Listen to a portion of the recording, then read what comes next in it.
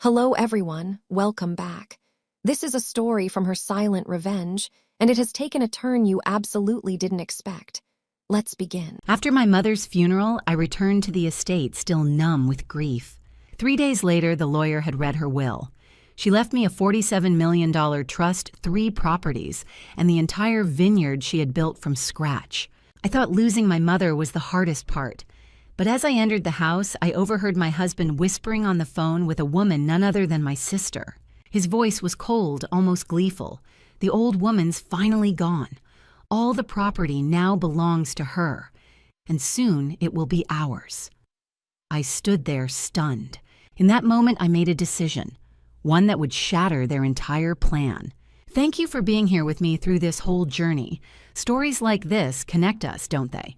Leave a comment. Where are you listening from? I'd love to see your city or country pop up below. A small disclaimer. This story blends truth with creative elements for educational impact.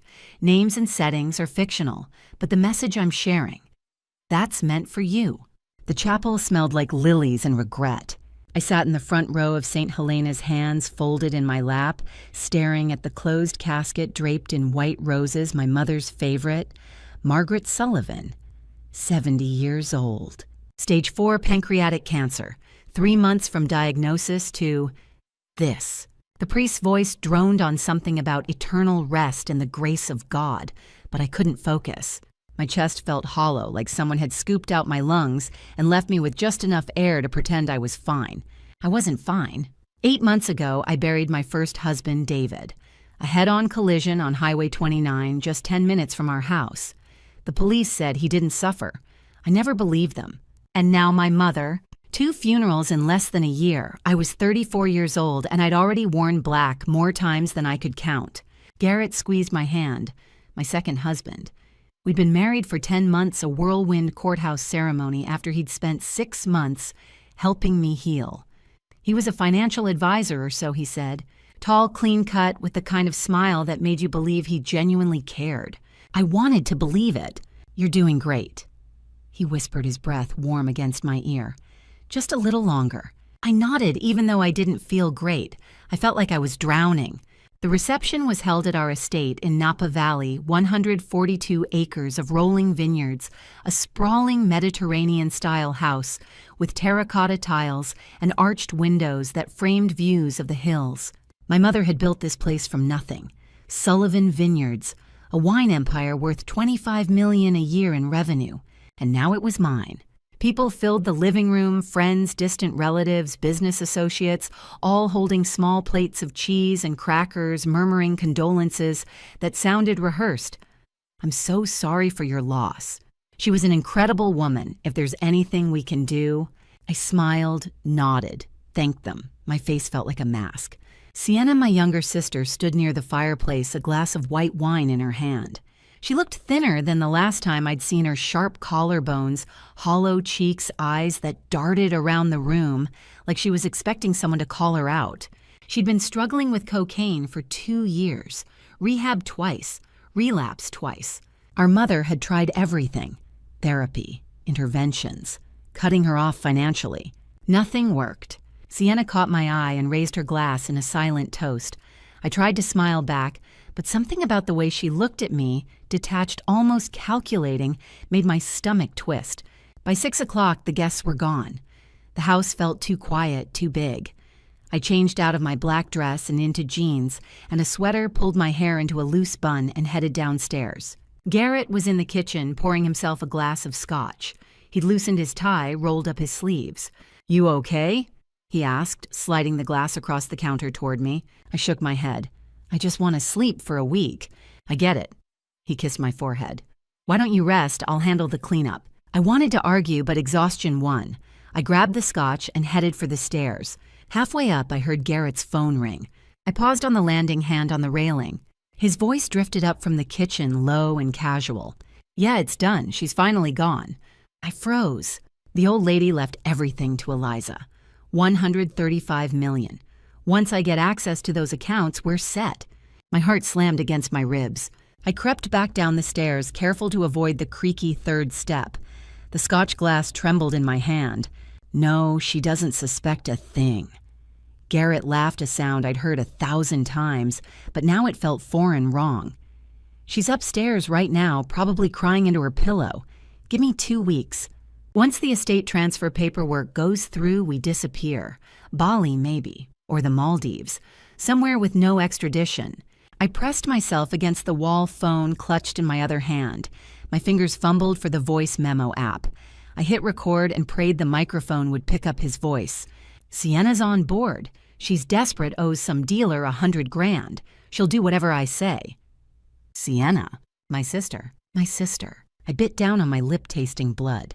Yeah, I'll call you tomorrow. Just keep your mouth shut until this is over. The line clicked off. I stood there for a long moment staring at the recording timer on my phone. 3 minutes, 42 seconds. Proof. I didn't go upstairs. Instead, I slipped out the back door and walked to the garden where the evening air smelled like rosemary and jasmine. The sun was setting over the hills, painting the sky in shades of amber and lavender. That's when I saw them. Garrett and Sienna standing near the stone fountain at the edge of the property. They were close, too close. Sienna's hand rested on his forearm. Garrett leaned in, said something I couldn't hear. She laughed. Not the nervous laugh I was used to hearing from her. This one was light, comfortable. I moved closer, staying behind the row of hedges that lined the path. 2 more weeks, Garrett said. Then we file the paperwork. And if she asks questions? Sienna's voice was tight, anxious. She won't. She's too busy grieving. He brushed a strand of hair from her face. Trust me. Sienna nodded, biting her thumbnail. I need this to be over. Mateo's threatening me. If I don't pay him soon, you'll get your money. Garrett cut her off. Once Eliza signs everything over, you'll have enough to disappear. Start fresh. Isn't that what you wanted? She didn't answer, just stared at the ground. Garrett kissed her forehead the same way he'd kissed mine an hour ago and walked back toward the house. Sienna stayed there, arms wrapped around herself, looking small and broken. I stayed hidden until she finally turned and went inside. I sat on the bench by the fountain for a long time, phone still recording in my pocket. The sky turned from amber to deep purple. Stars began to appear. My mother was gone. My sister was conspiring with my husband. And I had no idea what they were planning, but I knew it wasn't just about money. I pulled out my phone, stopped the recording, and stared at the screen. I could confront them, right now. Walk inside, play the audio, demand answers. But something stopped me. If I confronted them now, they'd deny it. Twist it. Gaslight me into thinking I misunderstood.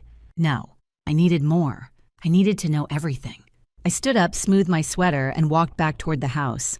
Garrett was in the living room scrolling through his phone. He looked up and smiled when he saw me. Hey, thought you were resting. I needed some air. I kept my voice steady, calm. I'm going to bed now. Want me to come up? No, I need to be alone tonight. He nodded, stood and kissed my cheek. I love you. I forced a smile. I love you too. I climbed the stairs, went into our bedroom and locked the door.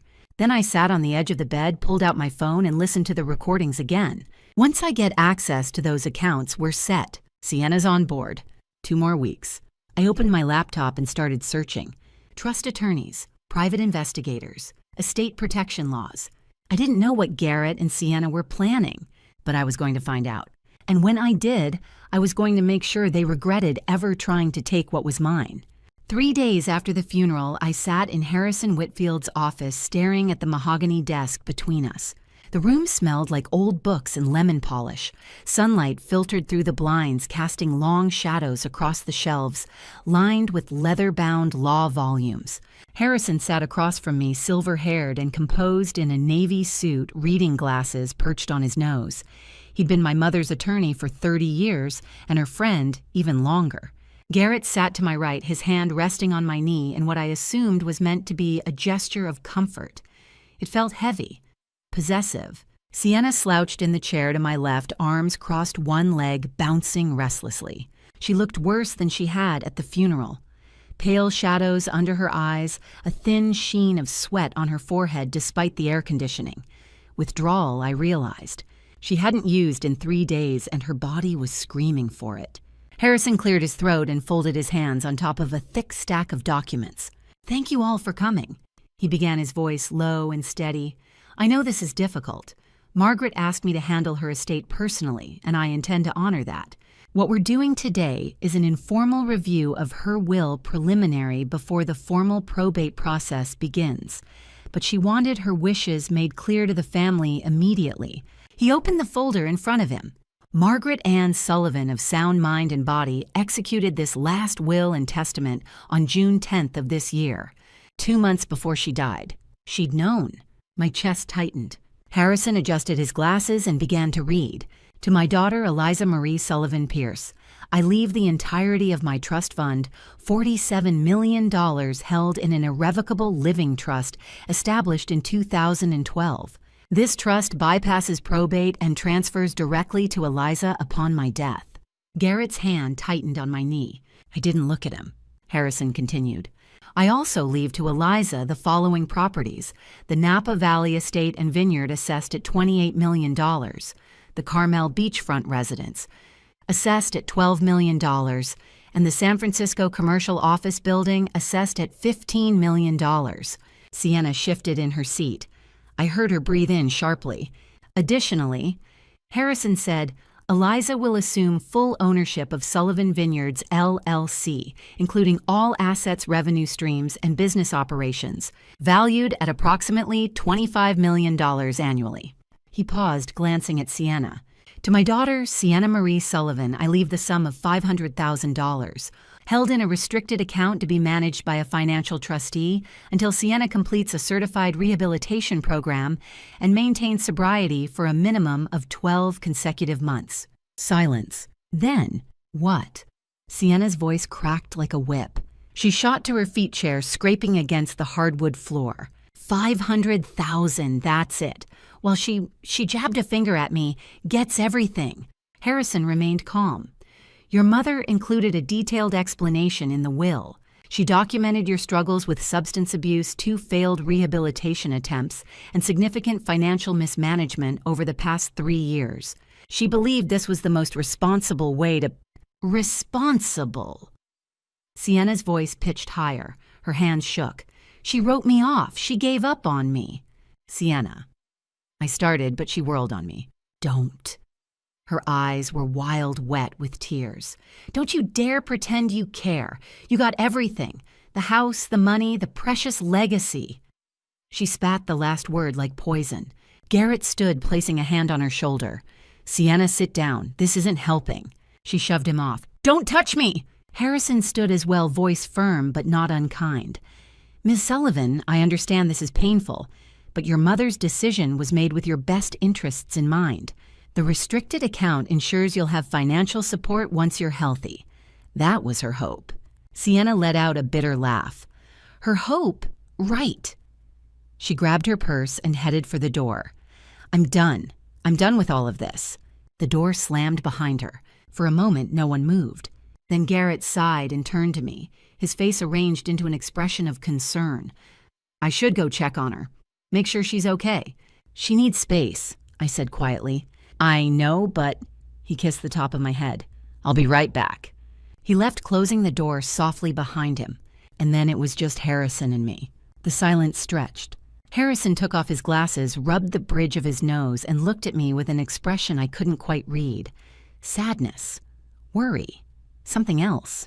How are you holding up? He asked. I didn't know how to answer that. I'm managing. He nodded slowly. Your mother loved you very much, Eliza. Everything she did, every decision she made it was to protect you. I know. Do you... I looked up sharply. Harrison leaned forward, elbows on the desk. Margaret came to see me 6 months ago. She was already sick by then, though she didn't tell you yet. She said she needed to make sure her affairs were in order, but she also said... He hesitated. She said she was worried about you. My stomach twisted. Worried? Why, she didn't give me specifics. Just said she had concerns about people close to you. People who might not have your best interests at heart. I thought about Garrett's phone call. Once I get access to those accounts, we're set. Did she say who? I asked carefully. Harrison shook his head. No, but she left something for you. Something she wanted you to see alone. My pulse quickened. What is it? Not here. Not now. He glanced toward the door as if checking to make sure we were still alone. Come back tomorrow, 10 o'clock. And Eliza. His eyes met mine, serious and unwavering. Come alone. I wanted to ask more, demand answers, but the door opened and Garrett stepped back inside. Sienna's calmed down, he said. She's waiting in the car. He looked between Harrison and me. Everything okay? Fine, I said quickly. Harrison was just wrapping up. Garrett smiled, but it didn't reach his eyes. Good, let's get you home. You've had a long morning. Harrison stood and extended his hand to me. I'll see you soon, Eliza. I shook it and his grip was firm, steady, a silent promise. We drove home in silence.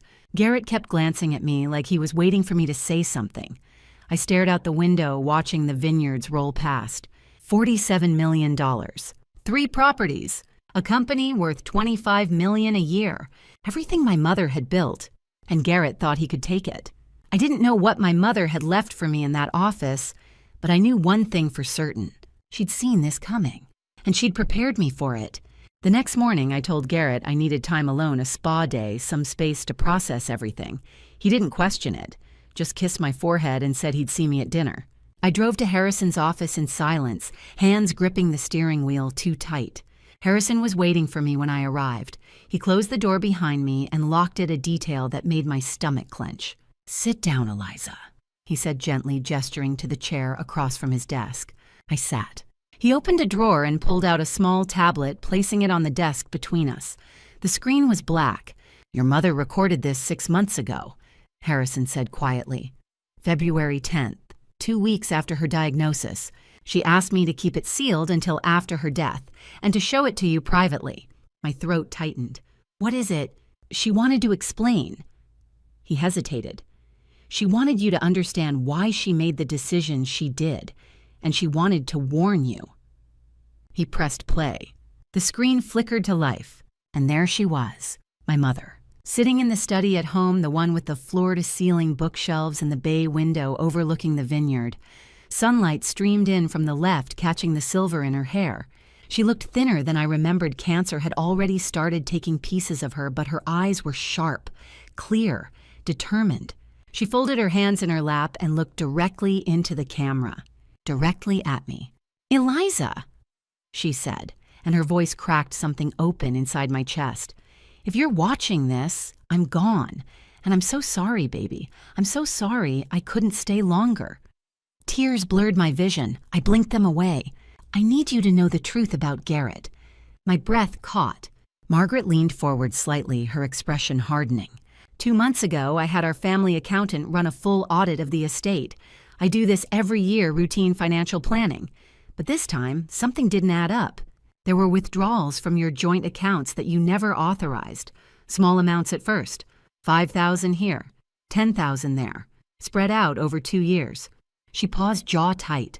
$850,000, Eliza. He stole $850,000 from you. The room tilted. I gripped the edge of the desk. Margaret continued. He funneled it through offshore accounts in the Cayman Islands, shell companies, fake names. I hired a private investigator, a woman named Doctor. Paige Thornton, and she confirmed what I suspected. Garrett Pierce isn't even his real name. I stopped breathing. His real name is Garrett Michael Caldwell. He's been investigated by the SEC for securities fraud in 3 different states. He posed as a financial advisor, defrauded at least 20 clients out of millions, and disappeared before they could prosecute. Then he found you. Her voice softened, filled with something that sounded like grief. He targeted you, Eliza, after David died, when you were vulnerable, when you needed someone to help manage the estate. He saw an opportunity and he took it. I pressed my hand to my mouth, choking back a sob. I wanted to tell you, Margaret said, eyes glistening. God, I wanted to tell you the moment I found out, but I was scared. Scared that if I confronted him, he'd hurt you. Scared that if I went to the police, he'd run and you'd never get justice. So I did the only thing I could think of. I changed my will. I made the trust irrevocable in your name only so he couldn't touch it. I thought I'd have more time. Time to build a case. Time to protect you properly. She looked down at her hands. But the cancer, I ran out of time. Silence on the screen, just the sound of her breathing. Then she looked back up and her expression was steel. Harrison has all the evidence. Bank records, PI reports, everything. But Eliza, you need to be careful. If Garrett realizes you know he'll escalate. Men like him don't just walk away from $135 million. She paused, and when she spoke again, her voice was barely above a whisper. And baby, I don't trust your sister either. My heart stopped. I don't know if she's involved. I don't know how deep it goes. But Paige saw her meeting with Garrett multiple times over the past 6 months. Lunches, coffee, conversations that lasted hours. I wanted to believe she was just lost, struggling. But my gut tells me it's more than that. Margaret's eyes filled with tears. I'm sorry. I'm so sorry you have to carry this alone. But you're stronger than you know. You're my daughter. You're a fighter. Don't let them take what's yours. Don't let them win. She reached toward the camera as if she could touch me through the screen. I love you, Eliza. I will always love you, and I will always be with you. The screen went black. I sat there frozen, staring at the empty screen. Harrison didn't move, didn't speak. Finally, I whispered, "Does he know? Does Garrett know you have this?" "No," Harrison said. Margaret kept it completely confidential. Not even her accountant knew. What about the SEC if they're investigating him? They don't have enough yet. Harrison interrupted gently. White-collar crime cases take years.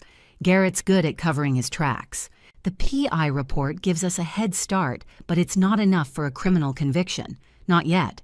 I looked at him. So what do I do? Harrison reached into his desk drawer and pulled out a small black USB drive. He placed it in my palm. This contains everything. Financial records, screenshots of offshore accounts, PI surveillance photos, witness statements from his previous victims. It's not enough to arrest him, but it's enough for you to protect yourself. I closed my fist around the drive. Your mother wanted you to have options, Harrison said.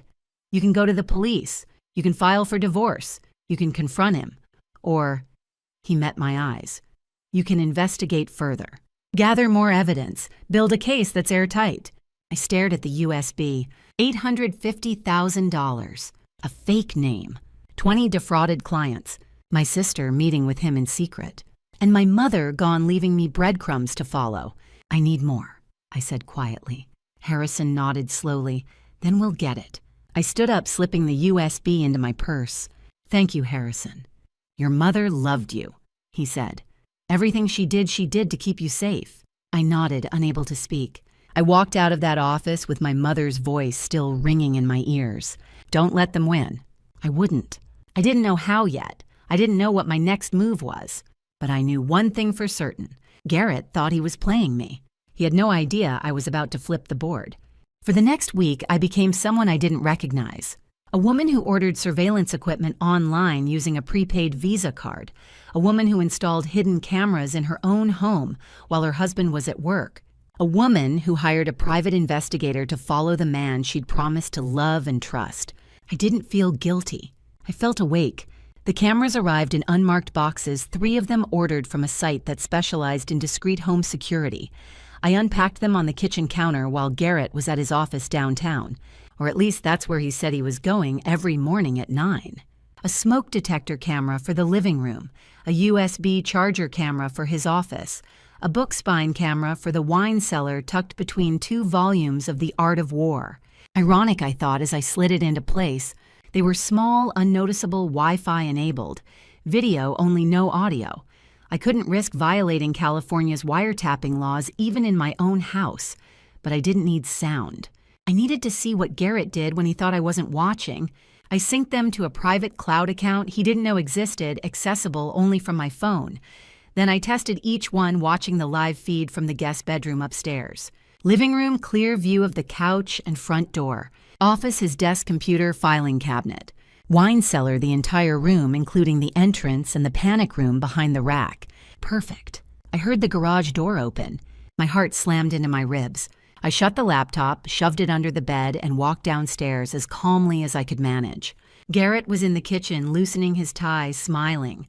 Hey, babe, how was your day? I forced a smile back. Quiet, yours.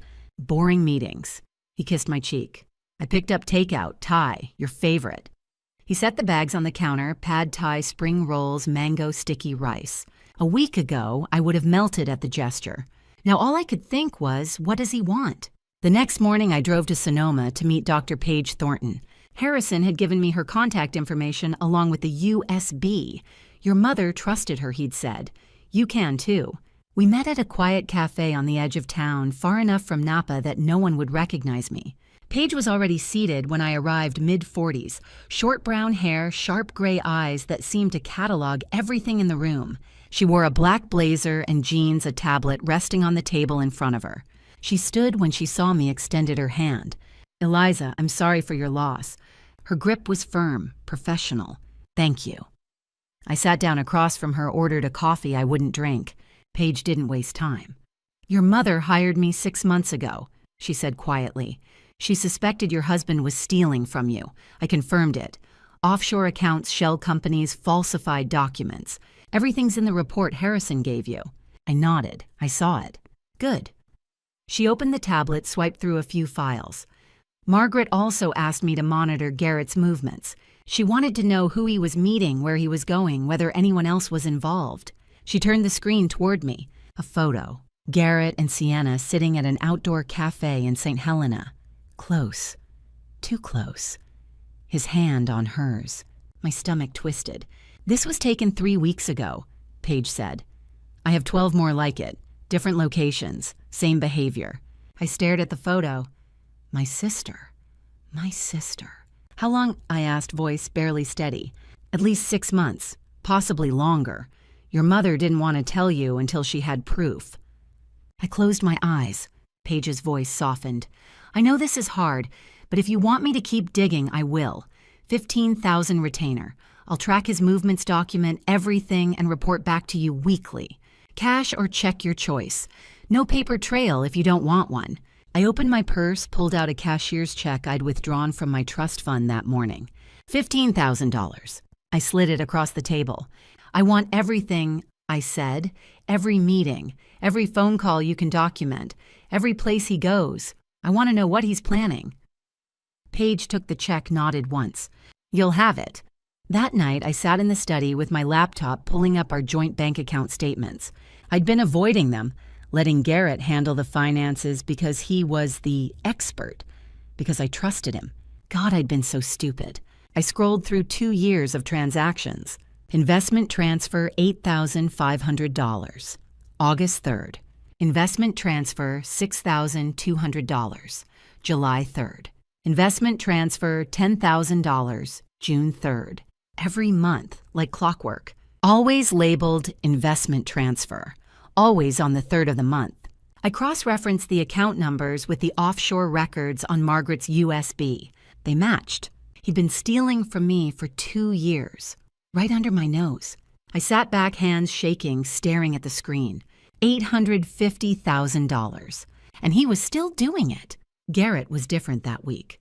Attentive, affectionate, almost performative. He brought me coffee in bed, cooked dinner 3 nights in a row, bought flowers, white roses, my favorite, gave me a massage one evening while we watched a movie I didn't care about.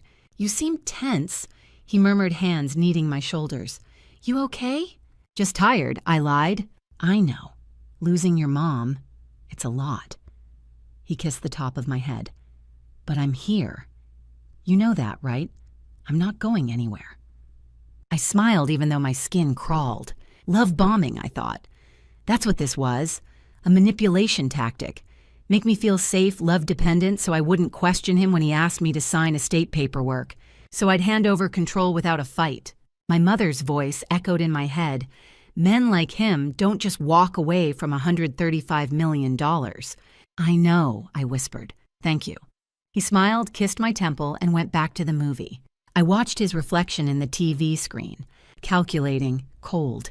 He wasn't my husband. He was a predator, and I was his prey. 5 days after I hired Paige, she sent me an email. The subject line, update number 1. I opened it in the guest bedroom door, locked, heart-pounding. 3 photos attached. The first, Garrett and Sienna at a cafe in downtown Napa, laughing, her hand on his forearm. The second, Garrett leaning in, whispering something in her ear. Her eyes closed, smiling. The third, Them kissing. Not a peck, a real kiss. The kind you give someone you're in love with. I stared at the screen until my vision blurred. My husband, my sister. Paige's note at the bottom read, "They met 3 times this week. Same cafe, same table. Pattern suggests ongoing relationship. Let me know if you need more." I closed the laptop, walked to the bathroom, stared at myself in the mirror. My mother had tried to warn me, and now I had proof. Garrett wasn't just stealing my money. He was planning to take everything, and Sienna was helping him. I didn't cry. I didn't scream. I just stood there, hands gripping the sink, staring at my own reflection. And I made a decision. They thought I was weak, grieving, naive, easy to manipulate. They had no idea what I was capable of. I pulled out my phone and texted Paige, "Keep going, I need everything." Her reply came 30 seconds later. "You got it." I slipped the phone into my pocket, walked back downstairs, and found Garrett in the kitchen pouring wine. "Hey," he said, smiling, "want a glass?" I smiled back. "Sure." He handed me the glass, kissed my cheek. I sipped the wine and watched him over the rim. He had no idea I was about to destroy him. I'd been avoiding the wine cellar since my mother died.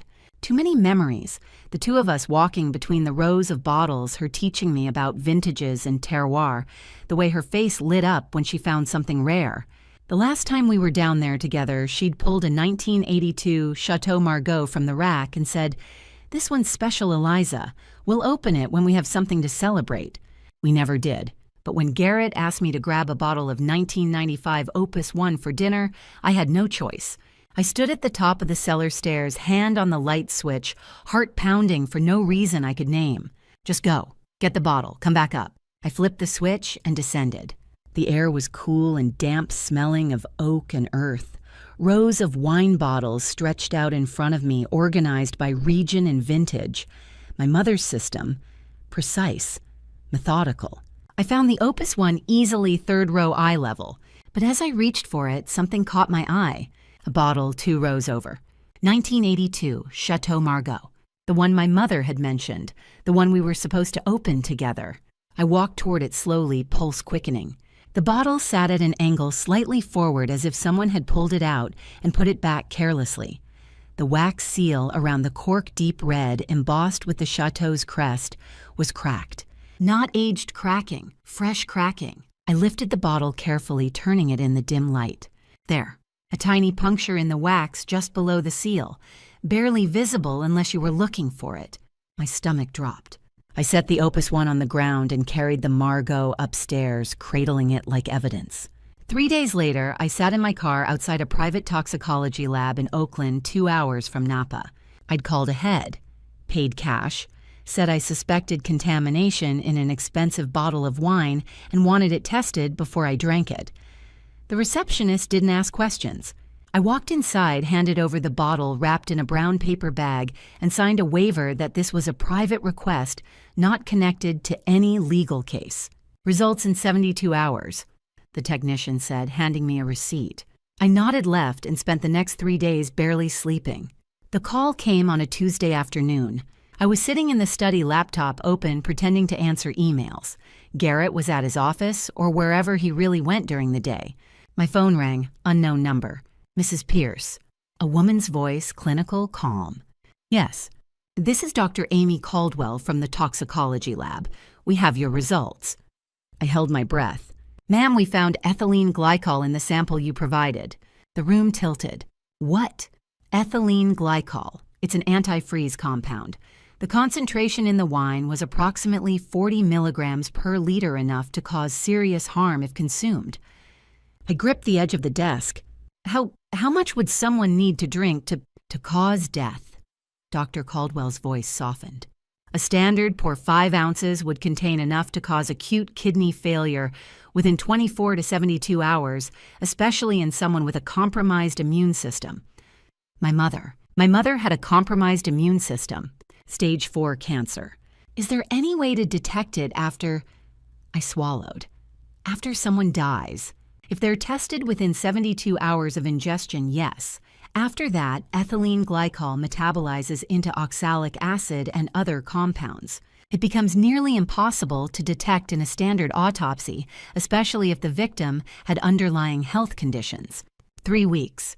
My mother had died 3 weeks after drinking that wine. "Thank you," I whispered. "Ma'am, if you suspect poisoning, I strongly recommend contacting law enforcement." I hung up. I sat there for a long time staring at the wall. Garrett had poisoned her. He'd injected antifreeze into a bottle of wine, convinced her to drink it, and watched her die slowly. And because she had cancer, no one questioned it. Kidney failure, just another complication. He'd gotten away with it. I opened my laptop, hands shaking, and typed ethylene glycol poisoning symptoms. The results loaded. Stage 1, 30 minutes to 12 hours. Intoxication-like symptoms. Nausea, vomiting. I remembered. My mother had complained of nausea the night after she drank the wine. I thought it was chemo. Stage 2, 12 to 24 hours, metabolic acidosis. Rapid heart rate. She'd been hospitalized 2 days later. The doctors said her heart was struggling. Stage 3, 24 to 72 hours, acute kidney failure. She'd been on dialysis for a week before she died. I closed the laptop. He'd planned it, every step, and I'd sat there holding her hand, never knowing. I went back to the wine cellar. This time I didn't hesitate. I walked straight to the rack where the Margot had been, ran my hands along the wood, searching for what I didn't know. And then I felt it, a loose stone in the wall behind the rack. Small, easy to miss unless you were looking. I pried it out carefully. Behind it, tucked into a narrow gap, was a folded piece of paper. My heart stopped. I pulled it out, unfolded it with trembling hands. My mother's handwriting. "Eliza, if something happens to me, suddenly check the 1982 Chateau Margaux." I think Garrett tampered with it. I felt strange since drinking it. Kidney pain, nausea, confusion. The doctors say it's the cancer, but my instincts say otherwise. I know my body. This isn't right. I'm documenting everything. Symptoms, dates, times. If I don't make it, you'll know the truth. There's a panic room behind the wine rack. Code 1982. Use it if you're ever in danger. I pray you never need it. I love you, baby. Fight back. Mom, I sank to the floor letter, clutched in my fist, and sobbed. She'd known. She'd known, and she'd tried to protect me even as she was dying. And I hadn't been there. I hadn't seen it. I'd let him kill her. I don't know how long I sat there. Eventually, I stood, wiped my face, and looked at the wine rack. Code 1982. I ran my fingers along the bottles, searching for anything unusual. And then I saw it. 4 bottles of Chateau Margaux, 1982 vintage, arranged in a specific pattern on the top shelf. I pulled them out one by one in order. The first bottle, the 9th bottle, the 8th bottle, the 2nd bottle. 1982. A soft click echoed through the cellar. The panel behind the rack slid open. I stepped back, heart hammering. Behind the false wall was a small steel door with a keypad. I entered the code 06141962, my mother's birth date. The door unlocked. Inside was a room, 8 by 10 feet, emergency lighting, oxygen tanks, a laptop, a satellite phone, a small safe, and a note taped to the laptop screen. If you're reading this, I was right. Stay safe. Use everything here. Trust Harrison. Don't let them win. I picked up the laptop, opened it. Files, documents, photos, evidence. She'd left me everything. I walked back upstairs, locked the cellar door behind me, and sat down at the kitchen table. Garrett would be home in 2 hours. I had proof now. He'd murdered my mother. He'd stolen nearly $1 million from me. He was sleeping with my sister, and he thought I had no idea. I pulled out my phone and texted Paige. "We need to meet tomorrow. I have something you need to see." Her reply came immediately. "I'll be there." I set the phone down and stared at the wine bottle Garrett had asked for, the Opus one, still sitting on the counter.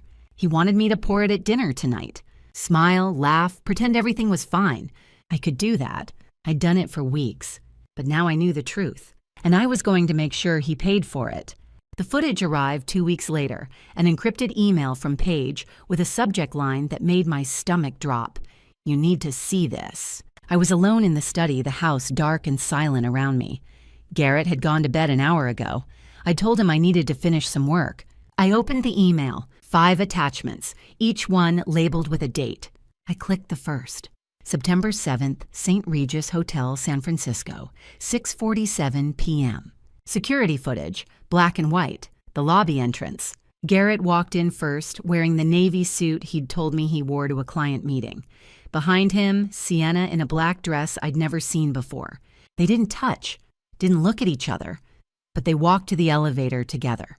The timestamp jumped. 7:02 p.m., elevator doors closing. Garrett's hand on the small of Sienna's back. 10:34 p.m., same elevator. Both of them stepping out. Sienna's hair mussed, Garrett adjusting his tie. I closed the video, opened the second. September 11th, same hotel, 7:15 p.m. Again, the third. September 15th, 6:50 p.m. Again, 3 times in 2 weeks. I sat back nauseous. I'd known since Paige's first report, but seeing it, watching them walk into that hotel together, watching them leave hours later, made it real in a way that photos hadn't. My sister, my husband, 3 times. I clicked the 4th attachment, an audio file, 2 minutes, 18 seconds. I pressed play. Static, background noise, cars, distant voices. Then Garrett's voice, clear and unmistakable. Sienna babe, I told you. Once Eliza signs the estate transfer, we'll have access to everything. Then we disappear. Bali, Maldives, anywhere you want. A pause. Sienna's voice, quieter, anxious. What if she doesn't sign? She will. She trusts me. And if she doesn't? He laughed. Let's just say I have a backup plan. Garrett, relax. Everything's under control. You'll get your money. Mateo will leave you alone. We'll be free. The audio cut off. I played it again. And again. Once Eliza signs the estate transfer, I have a backup plan. My hands shook. He was planning something. Something worse than theft. Worse than an affair. He was planning to get rid of me. The 5th attachment was a document, a 2-page report. I opened it. Confidential, Pierce investigation prepared by Dr. Paige Thornton.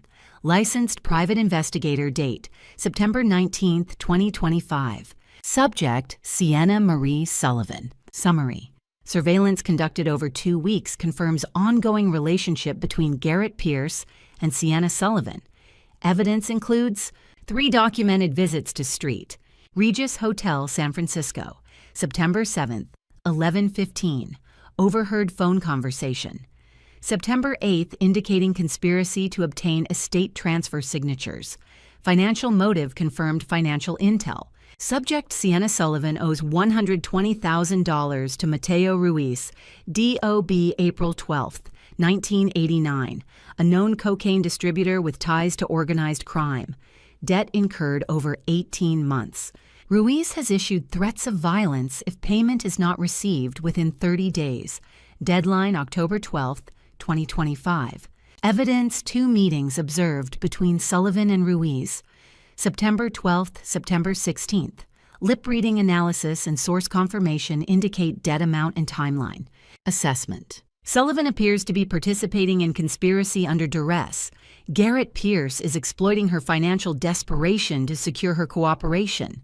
However, Sullivan remains legally complicit in fraud and potential conspiracy to commit harm. Recommendation. This case has escalated beyond civil fraud. Evidence suggests potential for violence. I strongly recommend contacting federal authorities, FBI, immediately. Local police lack jurisdiction and resources for interstate fraud, offshore accounts, and organized crime connections.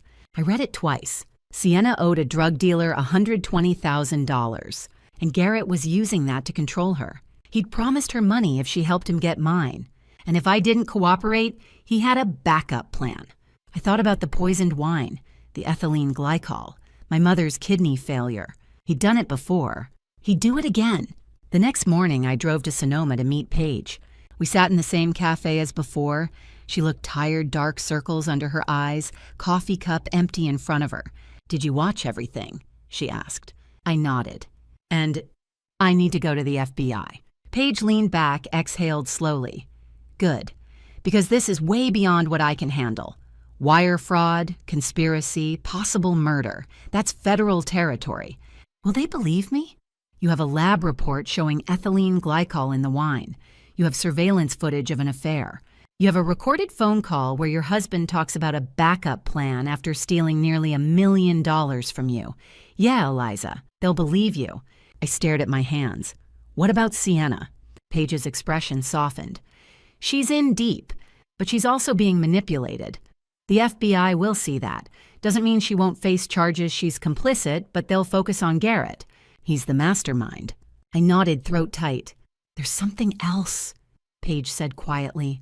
Mateo Ruiz isn't someone you play games with. If Sienna doesn't pay him by October 12th, he'll hurt her. Maybe worse. If you go to the FBI, that might complicate things for her. Just be prepared for that. I thought about my sister, the girl who used to braid my hair, who cried at our mother's funeral, who was now sleeping with my husband and helping him steal everything I had. She made her choice, I said. Paige didn't argue. That afternoon, I called Harrison. I need you to connect me with the FBI, I said, voice steady. Are you sure? He asked. Once you do this, there's no going back. This becomes a federal investigation. I'm sure. He killed my mother, Harrison, and he's planning to kill me. Silence. Then I'll make the call. 3 days later, I sat across from an FBI agent in a windowless conference room in downtown San Francisco. The building was cold, sterile, gray walls, fluorescent lights, the faint hum of ventilation. I'd passed through a metal detector signed in at the front desk and been escorted up 14 floors by a young agent who didn't say a word. Harrison sat beside me, briefcase on his lap, his presence steadying. Across the table, 2 men. The first extended his hand. Mrs. Pierce, I'm Special Agent David Reeves, FBI White Collar Crime Unit. This is Agent Marcus Cole, SEC Enforcement Division. I shook their hands. Reeves had a firm grip, sharp gray eyes, close-cropped hair starting to silver at the temples. Cole was younger, glasses perched on his nose, a tablet already open in front of him. Thank you for coming in, Reeves said, sitting. I know this isn't easy. I nodded, throat dry. Before we begin, Reeves continued, I want you to know that everything you tell us today is confidential. This room is secure, and you're not in any trouble. You're here because we believe you have information that can help us. I swallowed. Harrison said you've been investigating my husband. Reeves and Cole exchanged a glance. We have, Reeves said. For 8 months. The room tilted. 8 months. He nodded. Your husband, or rather the man you know as Garrett Pierce, has been on our radar since January. But we didn't know he was Garrett Pierce until you came forward. I stared at him. I don't understand. Reeves leaned forward, folding his hands on the table. The person we've been investigating goes by the name Michael Grant. Michael Grant. I'd never heard that name before. He's a financial advisor, Reeves continued. Or at least that's what he claims to be. In reality, he's a con artist. Over the past 5 years, he's defrauded at least 22 victims out of $12 million. 12 million. 22 people. We've been building a case, Cole added, tapping his tablet. A chart appeared on the screen mounted to the wall, a web of names, dates, account numbers. Offshore accounts in the Cayman Islands, Switzerland, Singapore. Shell companies, fake credentials. He's good. Very good. But we've been tracking him. I couldn't breathe. Michael Grant and Garrett Pierce are the same person, I whispered. Yes, Reeves said. He uses Michael Grant for his fraud operations. Garrett Pierce is his real name, or at least the name on his marriage certificate. We didn't make the connection until Harrison reached out and mentioned your husband's offshore accounts. The account numbers matched our investigation. I gripped the edge of the table. Garrett wasn't just stealing from me. He'd been doing this for years, to dozens of people. Who are the victims? I asked. Cole pulled up another screen, a list of names redacted, but I could see the amounts beside each one. $480,000. $620,000. $1.2 million. Mostly widows, Cole said quietly. Recent divorcees. People who'd just come into money and didn't know how to manage it. He targets vulnerable individuals, gains their trust, convinces them to invest with him. Then he funnels the money offshore and disappears. I thought about David, my first husband, the accident, how lost I'd been, how Garrett had shown up 6 months later offering to help. He targeted me, I said. Yes, Reeves said. You fit his profile perfectly. Widow, inherited wealth, grieving. He saw an opportunity. My stomach turned. But here's the problem, Reeves continued. Securities fraud is a federal crime. We can prosecute him for that, but the maximum sentence is 10 to 15 years. With a good lawyer, he could be out in 5. I stared at him. 5 years, he stole $12 million. I know, Reeves said, but white-collar crime sentencing is complicated. Unless we can prove additional charges, something more serious, he won't serve the time he deserves. Like murder, I said. Reeves didn't blink. Like murder. I pulled the USB drive from my purse and slid it across the table. Then the lab report, then Paige's surveillance photos. My mother died 3 weeks before I married Garrett. I said, voice steady. She had stage 4 cancer, but I think he poisoned her. There's ethylene glycol in a bottle of wine she drank. The lab confirmed it. Cole picked up the report, scanned it, and passed it to Reeves. Reeves read it twice. This is enough to open a murder investigation, he said. But it's not enough to convict. Why not? Because the ethylene glycol is in the bottle, Reeves said. Not in your mother's body. She died 3 weeks after drinking it. By then, the poison had metabolized. There's no way to prove she ingested it, and even if we could, we'd need proof that Garrett was the one who put it there. No fingerprints, no witnesses, no confession. He did it, I said. I know he did. I believe you, Reeves said. But belief isn't evidence. A defense attorney would tear this apart. Reasonable doubt, circumstantial evidence. Unless we have something concrete. A confession, Harrison said. Reeves nodded. Exactly. I looked between them. You want him to admit it on tape? Yes, Reeves said. If we can get him to confess on audio or video clearly and unambiguously, then we have first-degree murder, conspiracy, fraud. We can put him away for life. How? I asked. Reeves leaned back. We set a trap. Cole pulled up another screen, a legal document dense with text. This is a proposal for a federal wiretap, he said. If you agree to cooperate, we'll install monitoring devices in your home. We'll track his communications. And we'll create scenarios where he's likely to reveal his plans. You mean I'd have to keep living with him? I said slowly. For a short time, yes, Reeves said. I won't lie to you, Mrs. Pierce. This is dangerous. If he suspects you know what he's done, he could escalate. But we'll have agents watching. 24/7 surveillance. If anything goes wrong, we intervene immediately. I thought about the panic room, the letter my mother left, the ethylene glycol. Garrett had killed her, and he would kill me if I gave him the chance. What do I have to do? I asked. Reeves met my eyes. Act normal. Don't let him know you're investigating. We'll handle the rest. Harrison put a hand on my arm. Eliza, you don't have to do this. We can pursue other options. No, I said. I looked at Reeves. I'll do it. Reeves nodded once. Then let's get started. Within 48 hours, the FBI moved with a precision I hadn't thought possible.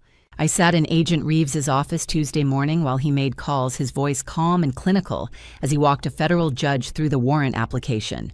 I caught fragments: probable cause, imminent threat, interstate wire fraud, conspiracy to commit murder. By noon, he hung up and looked at me. Judge Caldwell approved both warrants, your husband's residence vehicle and phone, and your sister's apartment. I nodded numb. We install tomorrow, he said. 9 a.m. Can you get him out of the house for 3 hours? Yes. Wednesday morning, I told Garrett I needed space. I'm still processing everything, I said over coffee, keeping my voice soft. My mom, the estate. I need a day to myself. He frowned, but his expression was sympathetic, concerned. The mask he wore so well. Of course, babe. I actually have a client meeting in the city anyway. I'll be gone most of the day. I smiled. Thank you. He kissed my forehead and left at 8:45. At 9:02, black vans pulled into the driveway. 4 men in plain clothes, jeans, polo shirts, no badges visible, moved through my house like surgeons. I stood in the front yard, arms crossed, watching through the windows. Agent Reeves stood beside me. They'll be done in 2 hours, he said. You won't even know the devices are there. What if Garrett finds them? He won't.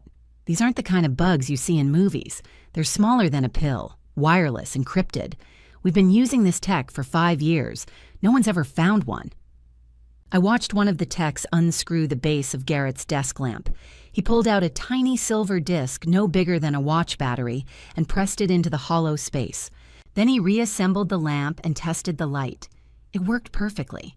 Another tech crouched beside the smart TV in the living room laptop, open fingers flying across the keyboard. "What's he doing?" I asked. "Hacking the firmware," Reeves said. "Your TV already has a camera and microphone. We're just repurposing them." I felt sick. This was my home, the place my mother had built, and now it was a surveillance trap. But it had to be done. By 11:30, the vans were gone. Reeves walked me through the house, pointing out each device. Office lamp, living room TV, kitchen smoke detector, that one's just backup, and his car under the dashboard. We'll monitor 24/7. Everything gets recorded, transcribed, and flagged for keywords. What about his phone? Already done. Reeves pulled out his tablet, showed me a screen with Garrett's text messages, call logs, GPS location. He clicked a phishing link this morning, bank security alert. Looked legitimate. Now we have full access. I stared at the screen. Garrett's last text, heading into the city. Client meeting at 11. Love you. Sent to me. A lie. His GPS showed he was at a cafe in St. Helena, 15 minutes from home, not San Francisco. I looked at Reeves. "He's not at a client meeting." "No," Reeves said. "He's meeting your sister." He pulled up another screen, a photo timestamped 10 minutes ago. Garrett and Sienna sitting across from each other at an outdoor table, her hand on his. I closed my eyes.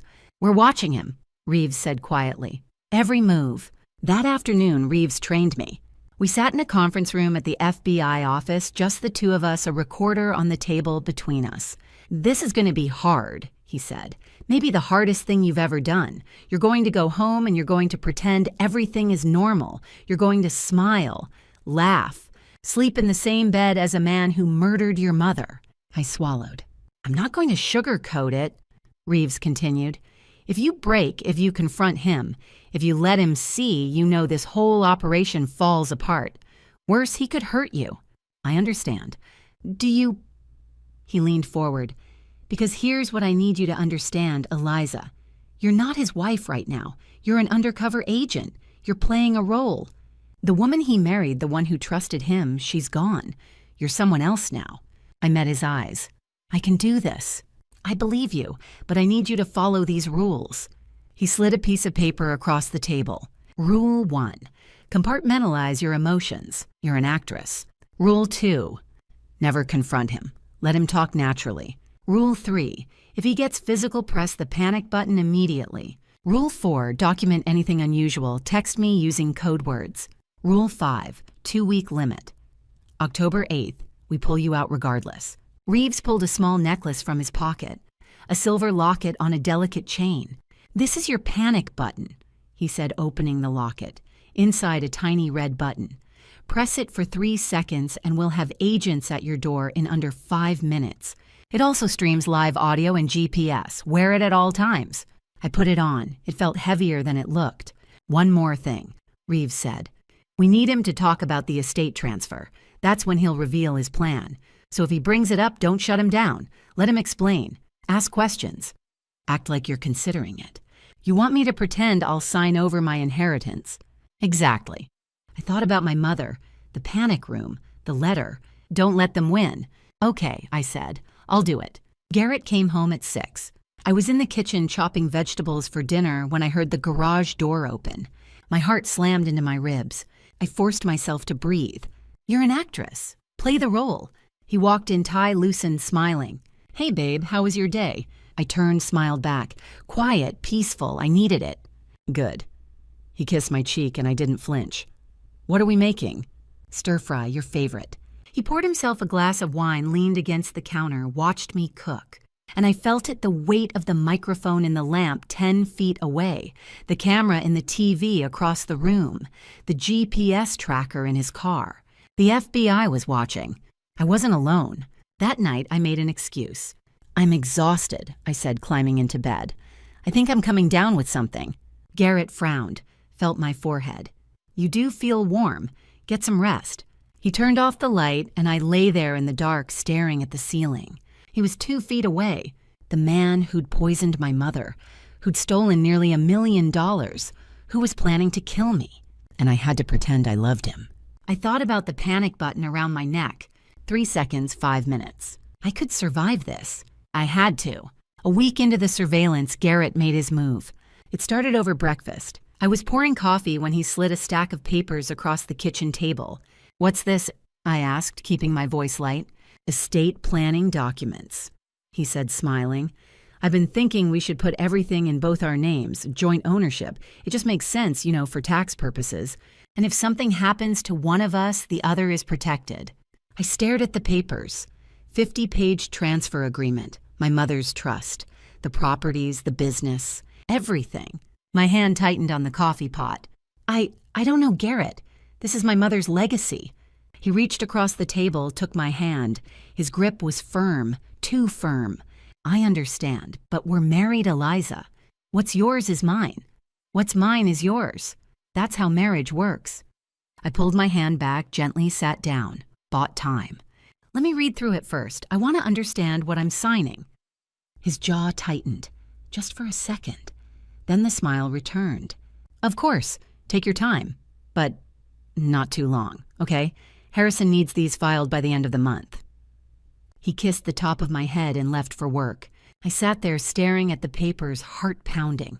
The lamp on the counter 10 feet away held a microphone smaller than a pill. The FBI had heard every word. That afternoon, Garrett came home early. I was in the living room pretending to read. He walked in tie-loose expression, tight. "Have you looked at the documents?" he asked. "I'm still reading." "Eliza." His voice had an edge I hadn't heard before. "It's been 6 hours. How much reading do you need to do?" I set the book down, kept my voice calm. "It's complicated. I want to make sure I understand." "What's there to understand?" He crossed the room, loomed over me. "You sign. We're married. This is what married people do. I just need a few more days." His fist slammed down on the coffee table. I flinched. "Are you saying you don't trust me?" His voice was low, dangerous. My heart hammered. The panic button, a silver locket around my neck, pressed against my chest. 3 seconds. 5 minutes. "Not yet." "No," I said, forcing my voice to shake. "No, of course I trust you. I'm sorry, this is overwhelming. My mom just died. I'm still grieving." He stared at me. I watched the anger in his eyes war with calculation. Finally, he stepped back, ran a hand through his hair. "I'm sorry." His voice softened, the mask sliding back into place. "I didn't mean to push. I know you're going through a lot. Just think about it, okay? We're a team. I'm trying to protect us." I nodded. "I will, I promise." He kissed my forehead. "Good. Take a few days. But Eliza." He tilted my chin up, met my eyes. "We need to do this soon." "I know." He left the room. I sat there, hand pressed to my chest, feeling my pulse race. The TV across from me held a camera. The FBI had seen everything. An hour later, I was upstairs when I heard the garage door open. Then close. I walked to the bedroom window, looked down. Garrett's car was still in the garage, but he was sitting inside it. Door closed. Phone to his ear. My stomach dropped. 30 seconds. A minute, 2. Finally, he got out, walked back into the house. I heard him call up the stairs. "Babe, I'm going for a run. Be back in an hour." "Okay," I called back. The front door closed. I waited. 10 minutes later, my phone buzzed. A text from an unknown number. "Secure line, answer." I pressed call. "Eliza." Agent Reeves's voice. Calm, clinical. "We recorded a phone call from Garrett's car 20 minutes ago. You need to hear this." "What did he say?" "I'm sending it now. Audio file encrypted. Listen, then call me back." The line went dead. A notification popped up. I opened it. Pressed play. "Sienna, we have a problem." Garrett's voice. Clear. Unmistakable. "What happened?" Sienna. Anxious. "She's stalling. I brought up the estate transfer. She said she needs time. Garrett Mateo's deadline is in 11 days. If I don't pay him..."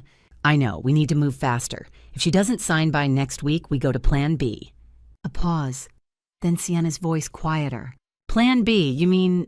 "The wine cellar, just like Margaret." The room spun. "An accident," Garrett continued. "Carbon dioxide, she'll pass out. We call 911 too late. No one questions it. I've done it before. It works." I stopped the recording. Sat on the edge of the bed, hands shaking. I've done it before. He'd admitted it. He'd killed my mother, and he was planning to kill me. I called Reeves back. Did you hear it? He asked. Yes. That's our confession, conspiracy to commit murder, admission of prior murder. We have him, Eliza. Then arrest him, I said, voice breaking. Arrest him now. We can't. What? The recording is strong evidence, but a defense attorney will argue Plan B and wine cellar are vague. They'll say he was speaking metaphorically. We need more. We need him to try. I closed my eyes. You want him to try to kill me. We want him to reveal his method, to take action that proves intent, and we'll stop him before he succeeds. How? We'll set the trap. You'll go to the wine cellar. He'll follow. We'll have agents in position. The moment he makes a move, locks you in tampers with ventilation, anything we intervene. Arrest him on the spot for attempted murder. Combined with this recording, he'll never see daylight again. And if something goes wrong, it won't. You'll have the panic button. We'll have eyes on you every second. But Eliza, his voice softened. If you don't want to do this, we'll find another way. I won't force you to be bait. I thought about my mother, the letters she'd left, the panic room she'd built. Fight back. Don't let them win. When on, I asked. Soon, within 48 hours. We'll coordinate. I'll call you tomorrow with details. Okay. Eliza Reeves said, You're doing the right thing. I hung up. Sat there in the dark. Downstairs, I heard the front door open. Garrett's voice. Babe, I'm back.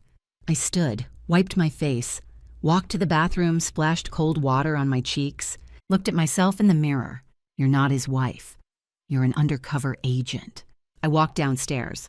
Garrett was in the kitchen drinking water, sweating from his run. He smiled when he saw me. Hey, you okay? I smiled back. Yeah, just tired. Have you thought more about the papers? I have. I stepped closer, touched his arm. You're right. We're a team. I'll sign them. Just give me until the weekend.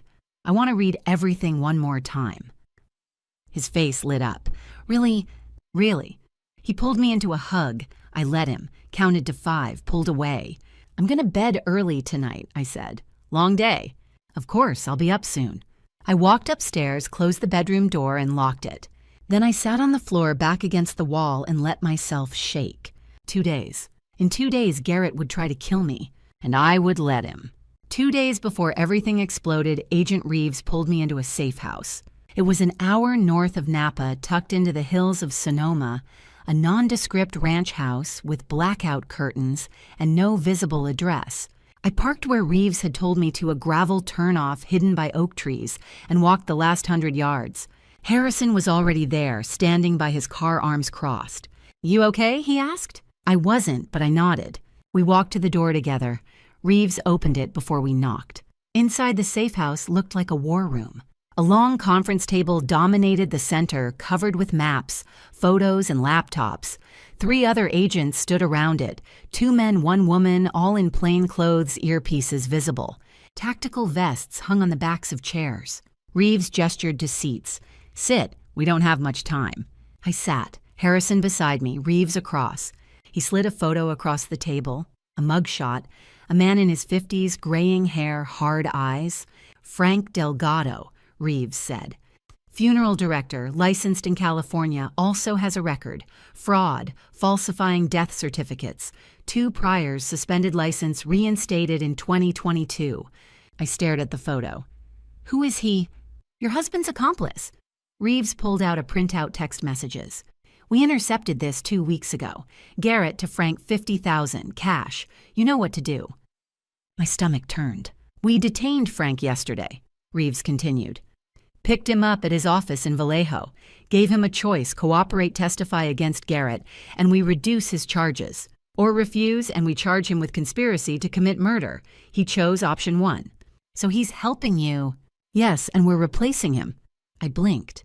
Replacing him? One of our agents will pose as Frank. When Garrett calls for body disposal, our agent will answer. We'll document the call.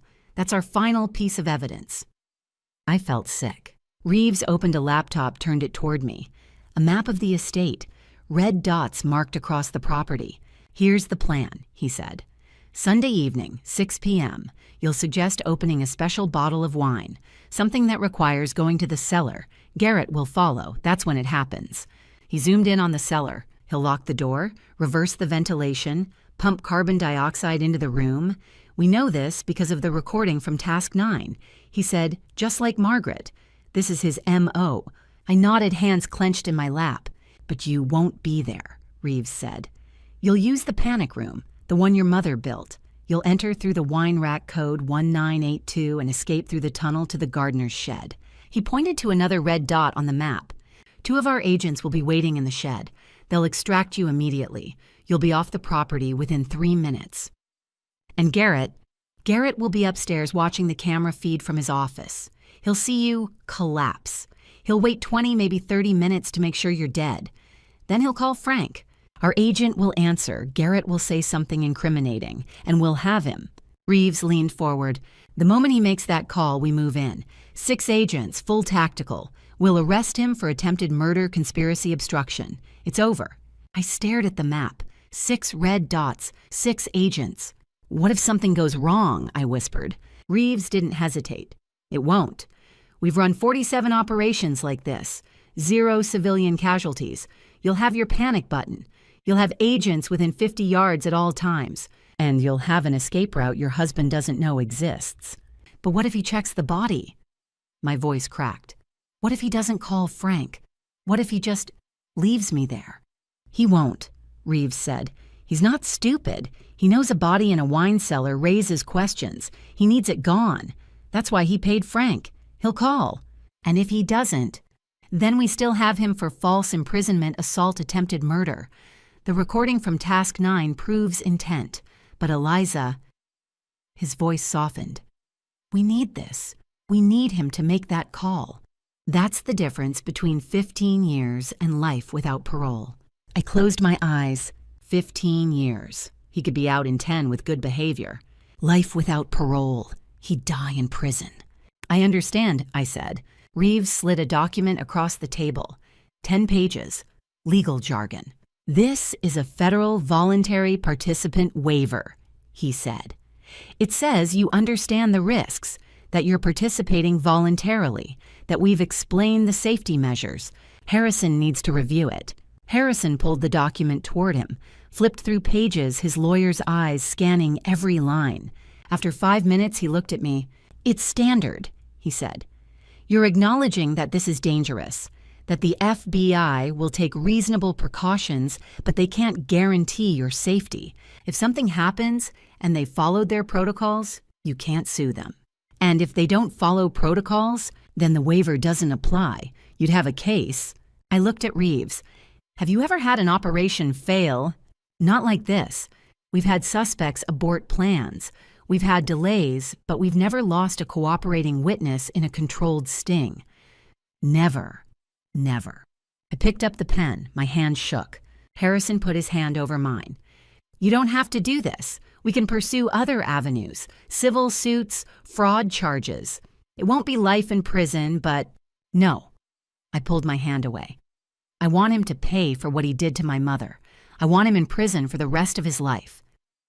I signed the waiver, dated it October 3rd, 2025. Harrison signed as witness. Reeves took the document, filed it in a folder. Okay, he said. Sunday evening, 6 p.m. Are you ready? I thought about my mother, the panic room, the letter. Fight back. Don't let them win. When do your agents deploy? I asked. Tomorrow night, posing as landscapers, cable repair crew. By Sunday afternoon, they'll be in position. You won't see them, but they'll be there. I nodded. Harrison stood, walked around the table, pulled me into a hug. Your mother would be so proud of you, he whispered. I held on tight. That night, I drove home alone. Garrett was in the living room when I walked in watching TV. Hey, babe, where were you? Therapy. I lied. Dr. Harper, I needed to talk about everything. He stood, kissed my forehead. How are you feeling? Better, I said. Actually, I was thinking, this Sunday, let's open a bottle of wine. Something special to moving forward. His eyes lit up. Really? Yeah. Maybe that 2005 Camus, the one Mom was saving. I'd love that. He smiled, warm, genuine. The mask was perfect, but I saw through it now. Sunday evening, I said, 6 o'clock. It's a date. I went upstairs, locked the bedroom door, and stared at the calendar. 2 days. In 2 days, my husband would try to kill me, and I was going to let him. It happened on a Sunday evening. The house was quiet. Garrett had cooked dinner, steak, roasted vegetables, a bottle of Pinot Noir he'd opened an hour ago. We ate in the dining room candlelight flickering between us, his hand reaching across the table to squeeze mine. "This is nice," he said. "Just us." I smiled. "It is. Have you thought more about the estate paperwork?" "I have." I kept my voice light. "I'll sign tomorrow, I promise." His face lit up. "Really? Really?" I began clearing plates. "Actually, I was thinking, let's celebrate. That 2005 Camus you mentioned, the one Mom was saving." He grinned. "I'd love that." "I'll go get it." "I can—" "No." I touched his shoulder. "Let me, you cooked. I'll get the wine." He kissed my hand. "Okay, but hurry back." I walked toward the cellar door, heart hammering so hard I thought he'd hear it. The panic button, a silver locket around my neck, pressed against my chest. 3 seconds, 5 minutes. Not yet. The cellar stairs descended into cool darkness. I flipped the light switch. Fluorescent bulbs buzzed to life, illuminating rows of wine bottles, the oak barrels along the far wall, the steel door at the top of the stairs. I heard footsteps behind me. I froze. "Eliza." Garrett's voice, casual, warm. I turned. He stood at the top of the stairs, silhouetted against the light from the hallway. "Yeah, I'll help you find it." He started down the stairs. I forced a smile. "It's okay, I know where it is." But he kept coming. And when he reached the bottom, he didn't look at me. He looked at the door. Then he turned, walked back up the stairs. And I heard the lock, the heavy steel bolt sliding into place. My breath stopped. "Garrett." My voice shook. "What are you doing?" His voice came through the intercom speaker mounted on the wall, calm, cold. "I'm sorry, this is the only way." A hiss. The ventilation system. But wrong. Air pressure shifted, my ears popped. I ran to the door, pounded on it. Garrett opened the door. Nothing. The hissing grew louder. CO2. He was pumping carbon dioxide into the cellar. I screamed, slammed my fists against the steel. "Garrett, please, I can't breathe." I wasn't acting anymore. The panic was real. I counted to 30, forced myself to breathe shallow. The CO2 was heavier than air. It would sink first. I had maybe 3 minutes before it reached chest height. I turned, ran to the wine rack on the east wall, found the 4 bottles of Chateau Margaux, 1982 vintage, arranged on the top shelf. My mother's voice in my head, 1982. "It's not just a vintage baby. It's your way out." I pressed the first bottle. Click. The 9th bottle. Click. The 8th. Click. The 2nd. Click. A mechanical hum. The panel behind the rack slid open. A steel door. A keypad. I typed 06141962. My mother's birth date. The door unlocked. I pulled it open and stumbled inside. The panic room was small, 8 by 10 feet. Emergency lights glowed along the ceiling. Oxygen masks hung on hooks. A laptop sat on a metal shelf. A safe in the corner. And on the laptop screen, a folded piece of paper, taped down. I pulled it off, unfolded it. My mother's handwriting. "Eliza, if you're reading this, I was right." He tried. "I'm so sorry I couldn't stop him before, but I could prepare you. The tunnel leads to the shed. 50 feet, crawl straight, don't stop. Trust Harrison. Trust the FBI. Finish this. You are stronger than you know. You are my daughter. Don't let them win. I love you forever. Mom." I pressed the letter to my chest, sobbing once hard. Then I shoved it in my pocket and looked around. The far wall, a metal panel waist high. I pulled it open. A tunnel. Dark, narrow, emergency lights every 10 feet. I grabbed an oxygen mask, slung the strap over my shoulder, and crawled in. The tunnel was 3 feet high. I crawled on hands and knees, emergency lights casting long shadows. My breath echoed. My hands scraped against cold concrete. 50 feet. I counted in my head. 10 feet, 20, 30. My knees ached. My palms bled. 40 feet. I saw light ahead. A trap door. I pushed it open. Fresh air hit my face. I pulled myself up out into the gardener's shed. Moonlight streamed through the window. Tools hung on the walls. A workbench. A tarp. And 2 men in black tactical gear crouched by the door. FBI. One of them rushed forward, caught me as I collapsed. "You're okay." he whispered. "You're safe. We've got you." I pressed the panic button around my neck. 3 seconds. The agent pulled out a radio. "Target secured. Victim extracted. Stand by for arrest." I sat on the floor shaking while he handed me water. "Is he—" My voice cracked. "Did he call Frank?" The agent listened to his earpiece, nodded. "He's on the phone now. Our agent is recording everything." Upstairs, Garrett sat in his office staring at the laptop screen. The wine cellar, camera feed, the rack where Eliza had been standing. Nothing. No movement. 25 minutes. He exhaled slowly, closed the laptop, and pulled out his phone. Dialed. "Frank, it's done. I need you here in 20 minutes. A pause. "Wine cellar, carbon dioxide. She's been down for 25 minutes. No pulse. I need the van, discreet." Another pause. "Exactly. Cash on delivery, 50,000. And Frank, no paperwork. Cremation. Tonight." He hung up, stood, walked to the cellar door, unlocked it, descended the stairs. The air smelled stale. He pulled his shirt over his nose, walked to the control panel, and shut off the CO2 system.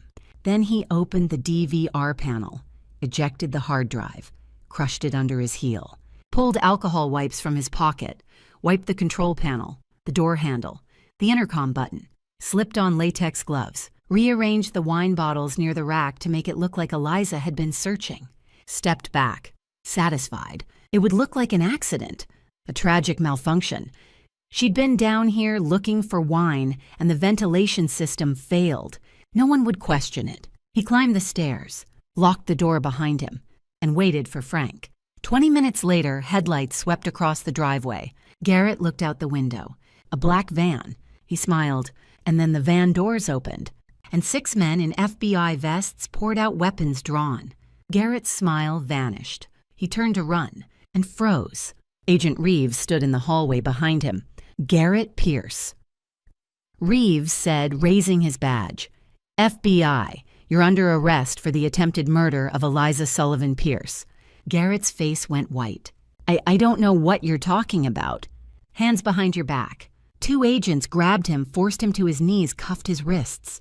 Reeves leaned down, voice low. "We have everything. The recording, the camera footage, the call to Frank. And your wife, she's alive." Garrett's head snapped up. "What?" "She's alive, and she's going to watch you go to prison for the rest of your life." They dragged him out. I stood in the driveway wrapped in a blanket watching as they shoved Garrett into the back of an FBI car. He saw me. His eyes went wide. "You—" I didn't say anything, just watched as they closed the door and drove him away. Agent Reeves walked over, handed me a bottle of water. "You did it," he said quietly. I nodded, unable to speak. Harrison appeared beside me, pulled me into a hug. "It's over," he whispered. "It's finally over." I looked at the house, my mother's house, the place she'd built, the place she'd protected me from even after death. "Yeah," I whispered. "It's over." 20 minutes after I crawled out of that tunnel, I was sitting in the back of an unmarked SUV, wrapped in a thermal blanket that couldn't stop my shaking. Through the tinted window, I watched my own death unfold. Frank Delgado's black van, the same one Garrett had paid $50,000 to make me disappear, pulled into the estate's circular driveway. But Frank wasn't inside. The FBI had arrested him 3 hours earlier, and he'd flipped faster than Garrett could have imagined. Now 2 undercover agents in funeral home uniforms climbed out, their movements practiced and professional. Agent Reeves sat beside me, tablet in hand, streaming live footage from the cameras we'd installed weeks ago. "Watch," he said quietly. On screen, Garrett stood on the terrace, a tumbler of scotch in his hand. He didn't approach the van, didn't offer to help. He just stood there 30 feet away, staring at the ground like a man who couldn't bear to look at what he'd done. The agents opened the van's rear doors and pulled out a black body bag. It was heavy, 80 pounds of sand and weights, plus my cashmere coat, the one Garrett had given me last Christmas. They loaded it onto a gurney with somber efficiency, and I watched Garrett's shoulders drop. Relief! He thought I was dead. He believed it completely. "Son of a bitch," I whispered. "He's not even pretending to grieve," Reeves said. His voice was flat, clinical, but I heard the anger underneath. "Most people, even guilty ones, put on a show. He can't even do that." The van pulled away, carrying my body to the FBI evidence facility in Oakland. Garrett watched it go, then turned and walked back into the house. 2 minutes later, Reeves's tablet pinged. "Audio," he said, and tapped the screen. Garrett's voice filled the car, bright and buoyant. "It's done. She's gone. We're free." Sienna's response was muffled, distant. She was on speakerphone. "Are you sure? What if—" "I'm sure," Garrett interrupted. "Frank just left. No witnesses, no evidence. In 2 weeks, the estate transfers to me as surviving spouse. We can start liquidating the buildings, sell the company." "And then we leave," Sienna breathed. "And then we leave," Garrett confirmed. "Cayman Islands, baby. New names, new life, just like we planned. I heard the pop of a champagne cork. He was celebrating." Reeves turned off the audio and looked at me. "You okay?" I wasn't. I felt hollow scraped raw, but I nodded anyway. "Good," he said, "because we need you to stay dead." The safe house was a 2-bedroom ranch in Sonoma, 60 miles north of the estate, far enough that Garrett would never accidentally spot me, and technically in a different jurisdiction, which gave us legal flexibility. The furniture was generic, the walls beige, but the windows were bulletproof, and there were 3 agents stationed outside 24/7. Harrison was waiting inside, pacing in front of the fireplace. When he saw me, he crossed the room in 3 strides and pulled me into a hug. "Thank God," he said, voice cracking. "When Reeves called and said you were out, I'm okay." I said, though I wasn't sure I believed it. He pulled back, studying my face. "No, you're not, and you don't have to be." Reeves cleared his throat. "We need to talk timeline." I sank onto the couch, exhaustion hitting me like a freight train. "How long do I have to stay dead?" 10 to 14 days, Reeves said. He sat across from me, elbows on his knees, his expression serious. "Garrett thinks he's safe now. He'll get sloppy. He'll talk to Sienna, maybe brag to someone else. We need him to confess on tape to killing your mother and planning to steal the estate." "But you arrested him," I said, confused.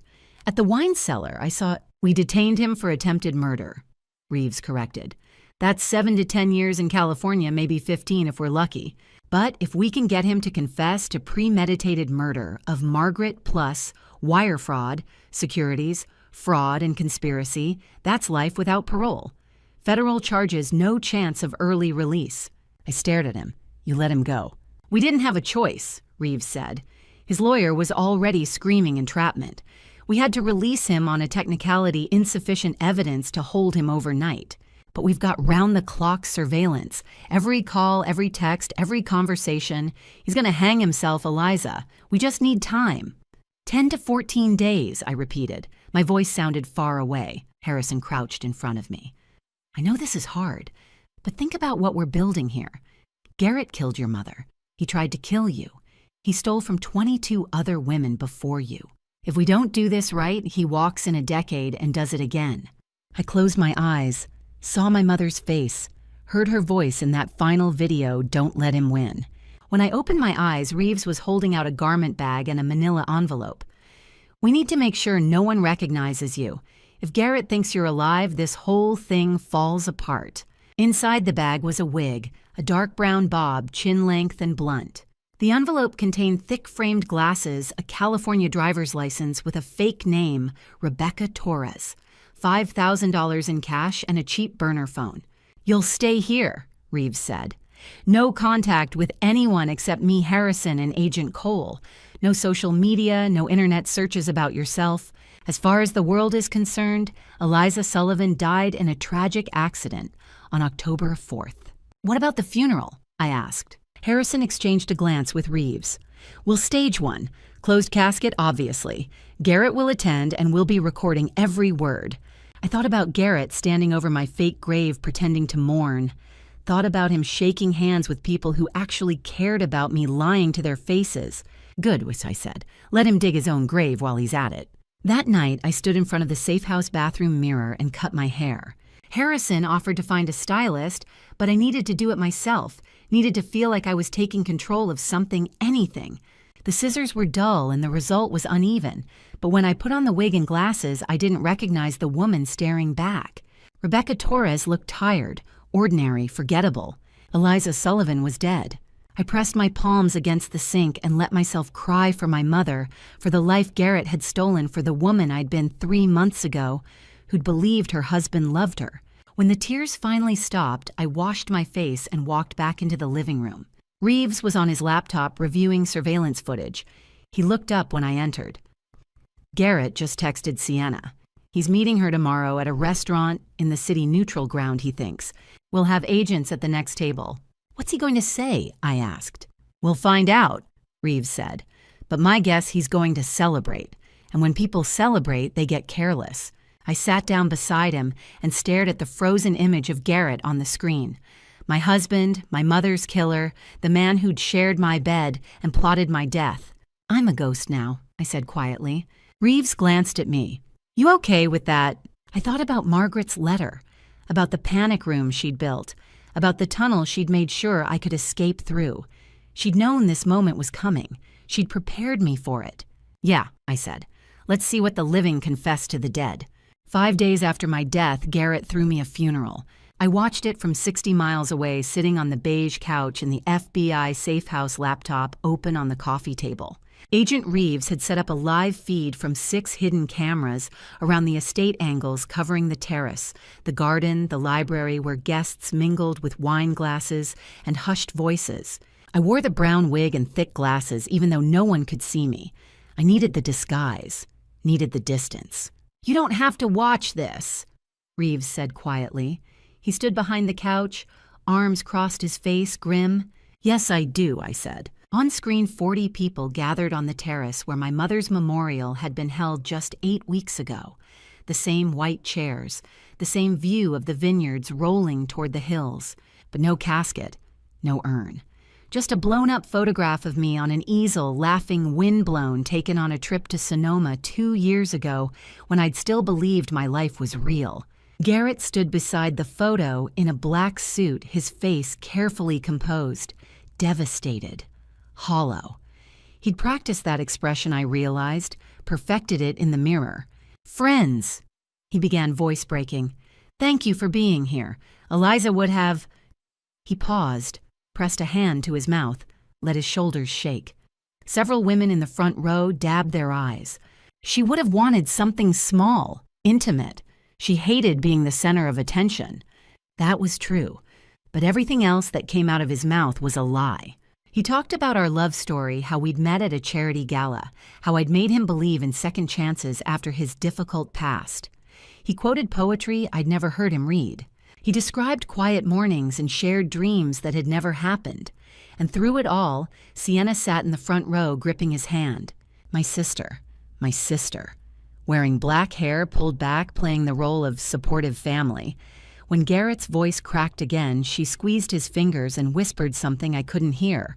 Comfort? Solidarity? I wanted to put my fist through the screen. Easy, Reeves murmured. The service lasted 30 minutes. A family friend read a poem. A business partner shared a story about my mother and me at a wine auction. Garrett stood through it all, nodding, wiping his eyes, accepting condolences.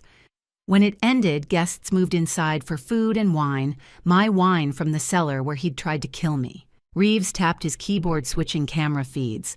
Garden, southeast corner. 2 minutes ago.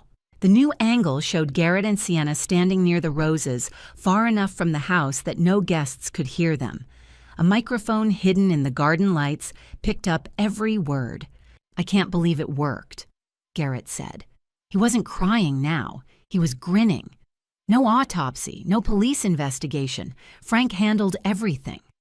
Sienna glanced toward the house, nervous. Are you sure she's dead? Did you check her pulse? I watched the camera for 25 minutes. Garrett said, irritation creeping into his voice. She didn't move, didn't breathe. Frank confirmed it when he picked up the body. But what if... She's dead, Sienna. He grabbed her wrist, pulling her close. Stop spiraling, it's over. She searched his face, then nodded slowly. Okay. A pause. When do we get the money? Garrett smiled the real smile, the one I'd only seen in private. Harrison scheduled the estate transfer meeting for next week. I sign as surviving spouse. $135 million becomes ours. We'll liquidate the building, sell the company, and be in Grand Cayman by Thanksgiving. What about the investigation? Sienna asked. The SEC... Michael Grant disappeared when Eliza died, Garrett said. New identities, new accounts. They'll never find us. Sienna laughed a bright, breathless sound. We're actually going to do this. We already did, Garrett said. He kissed her deep and slow right there in my mother's garden while 40 people drank wine inside the house. I closed the laptop. The room was silent except for the hum of the refrigerator in the kitchen. Reeves didn't say anything. Harrison, sitting in the armchair by the window, looked pale. That's it, Reeves finally said. Confession to murder, confession to fraud, conspiracy to steal the estate. We've got him. You've had him since the wine cellar, I said. My voice sounded flat, distant. Why did I have to watch that? Because you needed to see it, Harrison said gently. See who he really is. See that you were never wrong to doubt him. I stood, walked to the window, stared out at the Sonoma Hills. Somewhere 60 miles south, Garrett was laughing with people who thought he loved me, drinking toasts to my memory, planning which Caribbean island to buy. When do we arrest him? I asked. Next week, Reeves said, at the estate transfer meeting. We let him sign the fraudulent documents, identity theft, wire fraud, forging your signature. Then we add it to the pile attempted murder conspiracy to commit murder securities fraud and now theft by deception. He's looking at life without parole. And Sienna. Accessory to murder conspiracy fraud. 25 years minimum. I watched the sun sink toward the horizon, painting the sky orange and gold. 5 days ago, I'd crawled through a tunnel to escape my own death. Now I was a ghost watching my husband bury me. He thinks he won, I said quietly. Harrison came to stand beside me. Let him think that, for now. Behind us, Reeves rewound the footage, isolating the garden conversation. Garrett's voice filled the room again. She's dead. It's over. I turned away from the window and looked at the frozen image on the laptop, Garrett and Sienna kissing in the roses. It's not over, I said, not even close. 8 days after my funeral, Garrett and Sienna celebrated my death with champagne. I watched from the safe house, Reeves standing behind me as the camera feed loaded. The penthouse was sleek and modern, floor-to-ceiling windows overlooking the Bay Bridge white leather furniture, a kitchen that looked like it had never been used. I'd never seen this place before, never knew it existed. How long have they been using this apartment? I asked. Lease started 3 years ago, Reeves said. Rented under the alias Michael Grant. Paid in cash 6-month increments. We got a warrant and installed surveillance yesterday. 3 years. The entire length of their affair contained in 900 square feet of lies. On screen, Garrett unlocked the door and stepped inside Sienna close behind him. He was still wearing the suit from the memorial service tie, loosened jacket slung over his shoulder. Sienna kicked off her heels and collapsed onto the sofa with a sigh. God, I thought they'd never leave, she said. Garrett crossed to the kitchen, opened the fridge, and pulled out a bottle of Dom Perignon. The champagne I'd bought for Sienna's birthday 2 years ago. The crystal flutes I'd given her as a housewarming gift when she moved to the city. He poured 2 glasses and handed one to her. To freedom, he said, raising his glass. To $135 million. To us. Sienna clinked her glass against his, but her smile was shaky. I still can't believe she's really gone. What about the bottle, the Margot, you used on Margaret? Garrett laughed a low, satisfied sound. Genius right ethylene glycol metabolizes completely in 72 hours. By the time she died, the autopsy only showed kidney failure from cancer. I injected it 3 weeks before she passed. My stomach lurched. I pressed a hand to my mouth. And Eliza poured it herself, Sienna whispered. Poetic justice, Garrett said. He took a long sip, savoring it. Margaret thought she was so smart changing the will, cutting me out. But she didn't account for one thing: I don't quit. I don't lose. Sienna set down her glass, suddenly serious. Can I ask you something about the baby? Garrett's expression flickered annoyance, maybe, or impatience. That was 18 months ago, Sienna. We've been over this. I know, but... Her voice cracked. Eliza drove me to the clinic. She held my hand in the waiting room. She told me I was brave. Tears spilled down her cheeks. And the whole time I was aborting your child. I couldn't breathe, couldn't move. The room tilted. Reeves touched my shoulder. Eliza! Don't, I said. My voice sounded hollow, distant. Just don't. On screen, Garrett crossed to the sofa and pulled Sienna into his arms.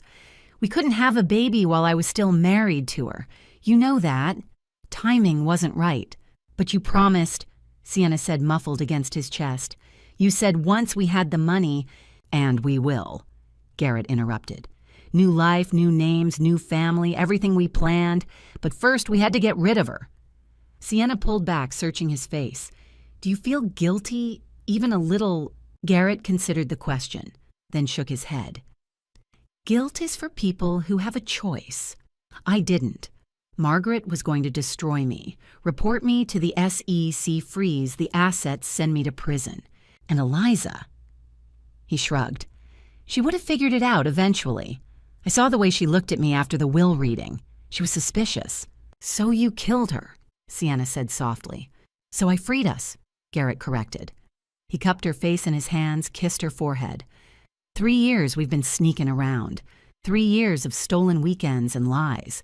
Those were the best 3 years of my life, Sienna. And now we get forever. She kissed him, then desperate, hungry, and I looked away. Reeves paused the feed. That's 18 minutes of voluntary confession. Murder of Margaret Sullivan via ethylene glycol poisoning. Conspiracy to murder you. Admission of a 3-year affair. Admission of abortion and financial fraud. Combined with the estate transfer documents he's signing next week, we have everything we need. I stared at the frozen image on the screen, Garrett and Sienna tangled together on the white sofa, champagne glasses abandoned on the coffee table. My champagne. My sister. My husband. She drove me to the clinic, I said numbly. I remember. She said it was a bad breakup, that the guy didn't want the baby. I bought her soup afterward, sat with her all night. Harrison, sitting in the armchair with his head in his hands, looked up. Eliza, you couldn't have known. I held her hand, I said. My voice broke. Well, she was pregnant with his child. The room was silent except for the hum of the laptop. Finally, Reeves spoke. We move next week. Let him sign the estate transfer papers, forge your signature, commit wire fraud, finalize the theft. Then we arrest both of them. Federal charges. No bail. No plea deals. What's he looking at? I asked. Life without parole, Reeves said. Murder 1, attempted murder, conspiracy, wire, fraud, securities, fraud, identity theft. He'll die in prison. And Sienna? 25 to 30 years. Accessory to murder, conspiracy, fraud. I nodded slowly. Stood. Walked to the window and stared out at the Sonoma Hills bathed in afternoon light. Somewhere 60 miles south, Garrett and Sienna were still celebrating. Still drinking my champagne. Still believing they'd won. I want to be there, I said. When you arrest him. Reeves hesitated. Eliza, that's not protocol. I want to see his face, I interrupted.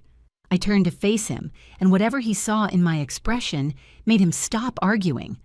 I want him to know I'm alive. I want him to understand that he lost. Reeves and Harrison exchanged a glance. We'll make it work, Harrison said quietly. I looked back out the window. 8 days ago, I'd crawled through a tunnel covered in dust and fear. Now I was standing in a safe house 60 miles from my own funeral, watching my husband confess to crimes I'd barely imagined. The ghost was ready to come back to life. Task 15. 12 days after my death, Garrett walked into Harrison's office to steal my life. I watched from the adjacent conference room, standing behind a one-way mirror with Agent Reeves and 2 other FBI agents. The mirror was new, installed 3 days ago when Harrison moved his estate settlement meetings to this building, a nondescript office complex 2 blocks from the federal courthouse. Everything about this room had been staged. The desk, the leather chairs, the 60 pages of documents stacked in a manila folder. The trap. Garrett looked good, rested. He wore a navy suit I'd bought him for our anniversary, his hair, freshly cut shoes, polished. He shook Harrison's hand with a smile, warm, grateful, the perfect picture of a grieving widower trying to hold it together. Thank you for expediting this, Garrett said, settling into the chair across from Harrison's desk. I know probate usually takes months. Given the circumstances, Harrison said carefully, I thought we could streamline the process. He opened the folder and slid the first document across the desk. This is the trust transfer form. $47 million from the Margaret and Eliza Sullivan Irrevocable Trust, transferring to you as surviving spouse and sole heir. Garrett picked up the paper eyes, scanning the numbers. I watched his pupils dilate slightly. Greed, naked and raw. "And the real estate?" he asked. Harrison passed him 3 more documents. "The Napa estate, the 2 New York buildings, all transferring to your name. You'll have full ownership within 10 business days pending probate court approval," which is a formality, Garrett said. It wasn't a question. "In cases like this, yes," Harrison lied smoothly. "Especially with no contested will, no other living relatives." "Except Sienna," Garrett interrupted. "But she already received her $500,000. Harrison nodded. "Correct. The bulk of the estate passes to you." Beside me, Reeves murmured into his radio, "Subject is reviewing trust documents. Stand by." I pressed my palms against the glass, watching Garrett flip through the pages. He wasn't reading them. Not really.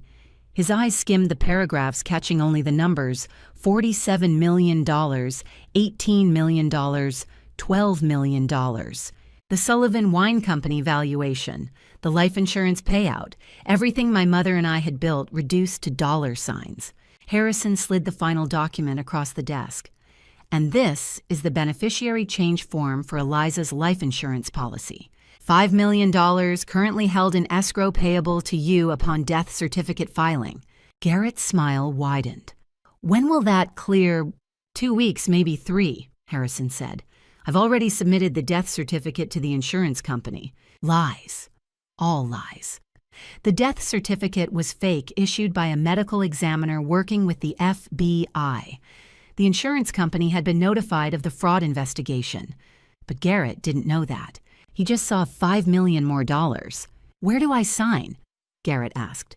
Harrison handed him a pen, a cheap ballpoint, the kind you'd find at any bank. Nothing special.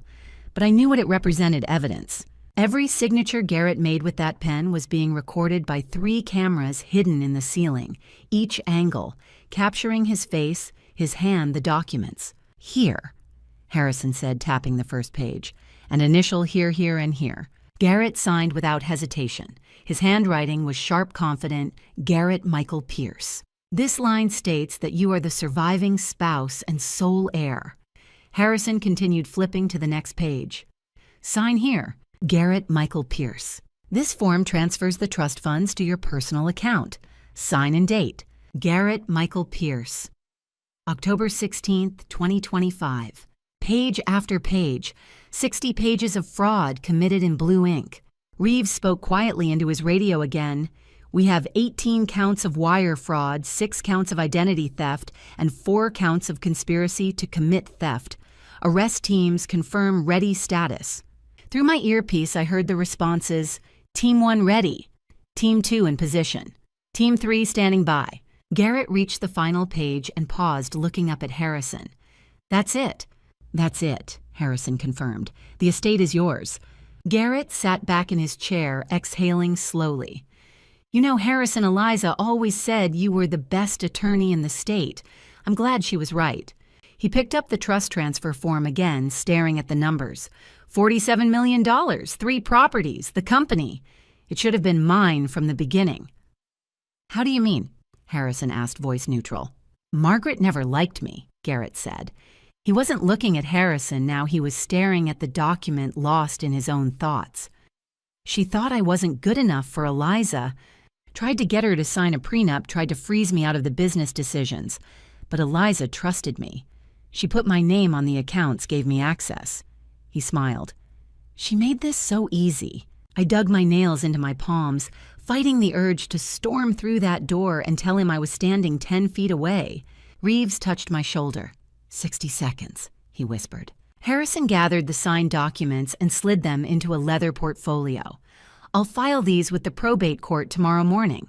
You should see the first transfer, the liquid assets from the trust, within 10 business days." Garrett stood, extending his hand. "Thank you, Harrison, for everything." Harrison shook his hand, held it a moment too long.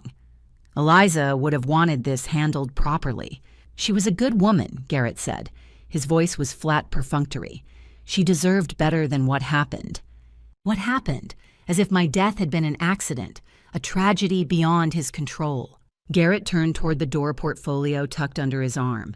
Harrison waited until his hand touched the doorknob. then said, "Garrett." Garrett glanced back. "Yes, one more thing." Harrison's expression didn't change, but something in his voice shifted. "The FBI would like a word."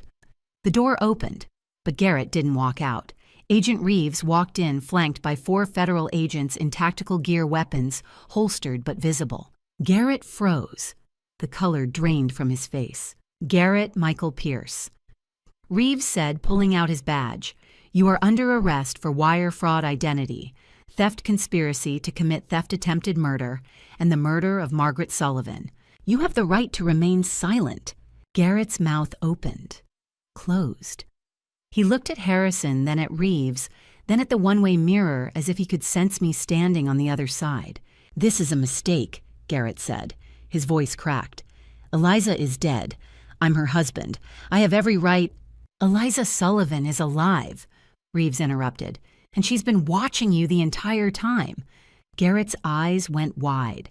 "That's impossible. I saw her—" The door to the conference room opened. I stepped through. "Before I show you Garrett's face when I walked through that door alive, I need to know you're here. Drop one word in the comments. Angry, ready, anxious. Quick note, the next part includes creative storytelling for impact. You can skip ahead if needed, but if you want to see his moment of reckoning, stay with me." I stepped through the door. For 10 seconds, no one moved. No one spoke. Garrett stood frozen in the middle of Harrison's office, the leather portfolio still tucked under his arm, his mouth slightly open. His face had gone the color of old paper gray, bloodless. His eyes locked on mine, and I watched him try to process what he was seeing. Dead women don't walk through doors. Dead women don't wear black dresses and their mother's pearls and stare at you with eyes full of cold, deliberate rage. But I did. "No," Garrett whispered. He took a step back, stumbling against the desk. "No, you're dead. I saw—" I said nothing, just looked at him, counted silently in my head. 1, 2, 3. His hand went to his chest, pressing against his sternum like he couldn't breathe. "I watched the van take your body." Frank confirmed. 4, 5, 6.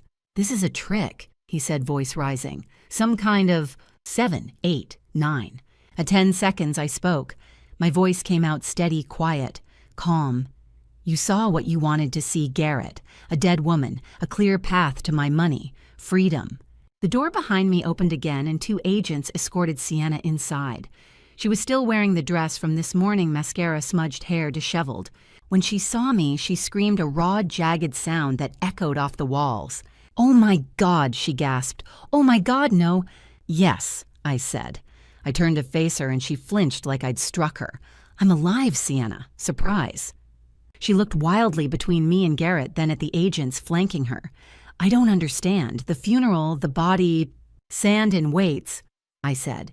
"The body bag you watched them carry out of the estate was filled with 80 pounds of sand in my coat. The funeral director you thought Garrett paid off FBI agent. The medical examiner who signed my death certificate FBI informant. All of it, every single piece, was a trap." Garrett shook his head, backing toward the window. "You can't do this. I'm your husband. You tried to murder me." I interrupted. My voice cracked on the last word, and I hated myself for it. Hated that even now, after everything, he could still make me feel something. "You locked me in the wine cellar and pumped carbon dioxide through the vents. You watched me on camera while I suffocated. You called a funeral director to dispose of my body." He stopped, looked at Harrison, at Reeves, as if searching for an ally. "This is entrapment. Your lawyer will explain that entrapment doesn't apply when you've already committed multiple felonies," Reeves said. He stood pulling handcuffs from his belt.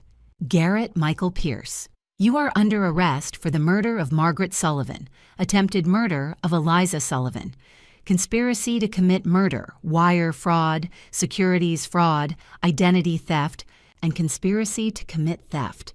You have the right to remain silent. Anything you say can and will be used against you in a court of law." "This is insane," Garrett shouted. He lunged toward me, and 2 agents immediately stepped between us, weapons drawn. "You bitch, you set me up." "No," I said quietly. I met his eyes, held his gaze. "You set yourself up. I just gave you the rope." Agent Reeves snapped the cuffs onto Garrett's wrists, tight efficient. Garrett tried to jerk away, but the agents held him firm. His face twisted with fury, spit flying as he yelled, "You think you're so smart, you think this is over. I'll fight this. I'll prove." "You can't prove anything," I said. "We have 18 minutes of recorded confession from your penthouse. You admitted to killing my mother with ethylene glycol. You admitted to trying to kill me. You admitted to the affair, the abortion, the fraud. Every word, Garrett. We have everything." The color drained from his face again. "The penthouse," he breathed. "You bugged." "Federal warrant," Reeves said. "Issued 8 days ago. Everything you said, everything you did, recorded and admissible in court." Sienna made a choking sound. I turned to her and she was crying ugly, gasping sobs. "Eliza, please, I'm your sister." "You stopped being my sister the day you helped him poison our mother," I said. My voice was flat, now empty. "I held your hand at that clinic, Sienna. I sat with you all night, made you soup, told you everything would be okay, and the whole time you were aborting his child." She crumpled, literally collapsed onto the floor, hands covering her face. "I'm sorry. I'm so sorry. I didn't mean—" "Yes, you did," I interrupted. "You meant all of it. Every lie, every stolen moment, every dollar you planned to take." I crouched down so we were eye level. "You knew what he was. You knew what he'd done, and you helped him anyway." Agent Cole stepped forward with a second pair of handcuffs. "Sienna Sullivan, you are under arrest for conspiracy to commit murder accessory to murder, after the fact wire fraud, and conspiracy to commit theft. You have the right to remain silent." Sienna didn't resist. She just knelt there sobbing as the agent cuffed her hands behind her back. Garrett was still yelling a constant stream of threats and denials and curses. But I wasn't listening anymore. I watched the agents lead them toward the door, Garrett thrashing, Sienna stumbling, and felt something inside me crack open. It was over. The plan had worked. They were caught. So why did I feel like I was breaking? The door closed behind them. The room fell silent. Harrison appeared at my side, his hand gentle on my shoulder. "Eliza." I opened my mouth to answer, and a sob came out instead. Then another.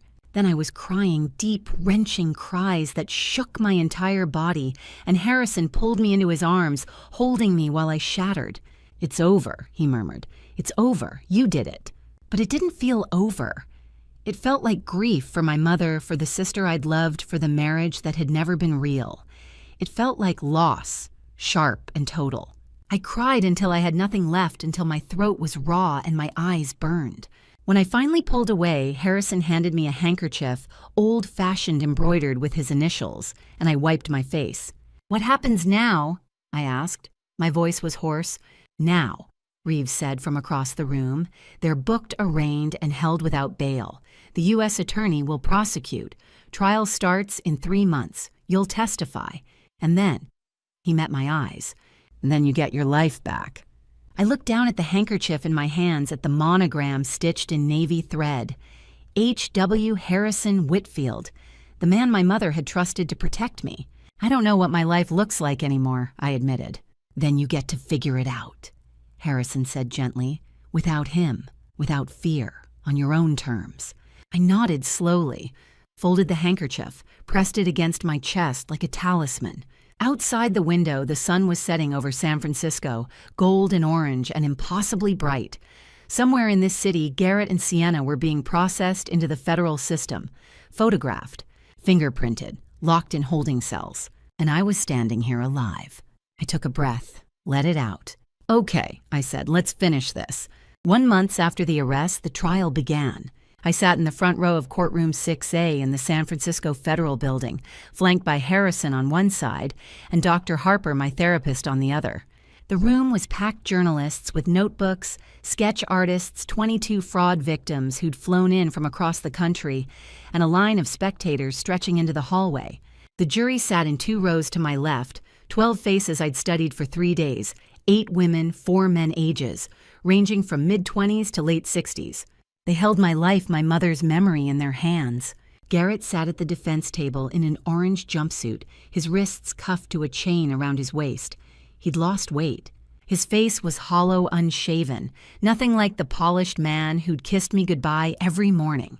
Beside him, his public defender shuffled papers with the exhausted air of someone who knew he'd already lost.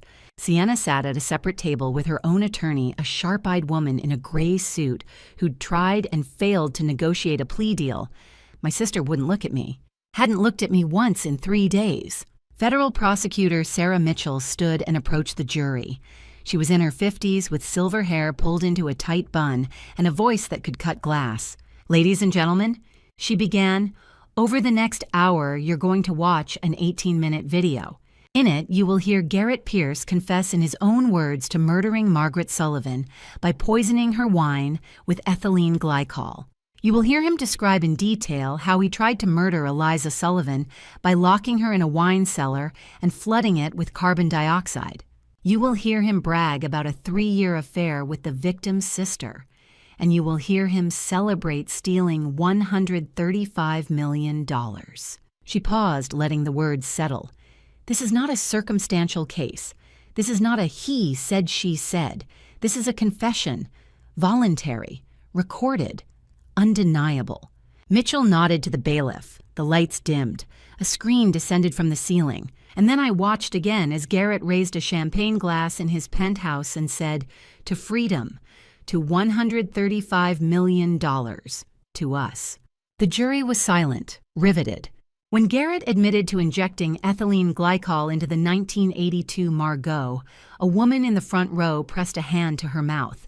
When Sienna cried about the abortion and Garrett dismissed it, "That was 18 months ago," another juror shook his head jaw tight.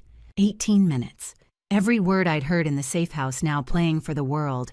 When the video ended, the courtroom remained silent. Mitchell didn't say anything. She just let the confession hang in the air, heavy and damning. Garrett's lawyer stood for cross-examination. "Your Honor, I move to suppress this evidence on the grounds that my client had a reasonable expectation of privacy." "Motion denied," Judge Carver said. "The FBI obtained a federal warrant based on probable cause. The recording is admissible. Move on, counselor." The lawyer sat down. He didn't move on. There was nowhere to go. On the second day, I testified. The prosecutor led me through the timeline, the overheard phone call after my mother's funeral, the hidden cameras, the poisoned wine bottle, the wine cellar trap. My voice shook when I described crawling through the tunnel, hearing Garrett call Frank Delgado to take care of the body. But I didn't cry. I'd promised myself I wouldn't cry. When I finished, Garrett's lawyer stood for cross-examination. "Ms. Sullivan, isn't it true that you entrapped my client, that you staged an elaborate scheme to make him look guilty?" "No," I said. "Your client was guilty. I just gave him the opportunity to prove it." "You manipulated—" "I survived," I interrupted. My voice was louder, now sharper. "Your client tried to murder me. I escaped. The FBI built the case. Everything Garrett did, every signature he forged, every lie he told was his choice." The lawyer tried a few more angles, but Judge Carver shut him down each time. When I stepped off the stand, Harrison squeezed my hand. On the third day, the victims testified. 22 women and 3 men widows, divorcees, retirees stood one by one and described how Garrett had stolen their savings, their children's college funds, their futures. A woman named Caroline from Portland broke down crying, "He took $400,000. That was my late husband's life insurance. I trusted him." The jury looked at Garrett like he was something they'd scraped off their shoes. Closing arguments were brief. The defense had nothing. The prosecution had everything. The jury deliberated for 2 hours. When they returned, the forewoman stood. "On the charge of murder in the first degree, the death of Margaret Sullivan, we find the defendant, Garrett Michael Pierce, guilty." Garrett's head dropped. "On the charge of attempted murder, Eliza Sullivan, guilty. On 18 counts of wire fraud, guilty. On 6 counts of identity theft, guilty. Guilty, guilty, guilty, 18 times." Sienna's verdict came next, guilty on 9 counts conspiracy accessory after the fact fraud. Sentencing was held 4 weeks later on December 16th. The courtroom was quieter this time. No press, just the people who mattered. Judge Carver read the sentence without emotion. Garrett Michael Pierce, you are hereby sentenced to life imprisonment without the possibility of parole plus 60 years to run concurrently, and ordered to pay $18 million in restitution to your victims. Garrett lunged to his feet. This is bullshit. She set me up. Two marshals grabbed him, forced him back into his seat. Sienna Sullivan. The judge continued. You are sentenced to 25 years in federal prison, eligible for sentence reduction, after 20 years with good behavior, and ordered to pay $2 million in restitution. Sienna just cried. The judge looked at me. Miss Sullivan, would you like to make a statement? I stood. My hands were shaking, but my voice was steady. Justice, I said, doesn't erase grief. It doesn't bring back the people we've lost or undo the harm that's been done. But it matters. It tells survivors that their pain is real, that they're not alone, that someone will fight for them. I looked at the 22 fraud victims in the gallery, at Caroline still crying, at Harrison who'd fought for my mother, at Dr. Harper who'd helped me rebuild. To every survivor watching this, I said, you are not alone. Fight, survive, win. The courtroom erupted in applause, quiet at first, then building. Judge Carver didn't stop it. Garrett was led away, still shouting. Sienna stumbled after the marshals, sobbing. And I walked out into the December morning free. 1 month after sentencing, I stood in the wine cellar and didn't feel afraid. The space looked nothing like it had in October. The steel door was gone, replaced by French doors that opened onto the garden. The ventilation system, the one Garrett had weaponized, had been completely rebuilt, retrofitted with safety overrides and emergency exits. The wine racks remained, but now they framed a bright open room with reclaimed wood tables, soft lighting, and a bronze plaque mounted on the wall. Margaret Sullivan, Guardian, Survivor, Architect, 1962 to 2025. I ran my fingers over the inscription, feeling the raised letters. We did it, Mom, I whispered. Behind me, Harrison cleared his throat. The caterers just arrived. Gala starts in an hour. I turned. He stood in the doorway wearing a navy suit, a folder tucked under his arm, the quarterly report for the Sullivan Foundation. In just 1 month, we'd grown faster than either of us had anticipated. 312 people had reached out for help survivors of domestic violence, financial fraud, elder abuse.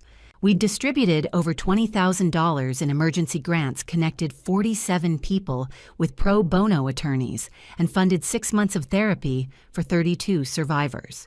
Are you ready? Harrison asked. I looked around the room, the legacy tasting room we called it now. It had been a tomb. Now it was a sanctuary. Yeah, I said, I'm ready. The gala was smaller than I'd originally planned, 60 guests instead of 200. I didn't want spectacle. I wanted community. Survivors sat at round tables with donors, board members, therapists. Dr. Paige Thornton stood near the bar chatting with a cybersecurity expert about her new workshop series, Digital Safety for Survivors. Harrison moved between tables, shaking hands, his ease with people a reminder of why my mother had trusted him. I stood at the front of the room with a microphone Juniper sitting at my feet.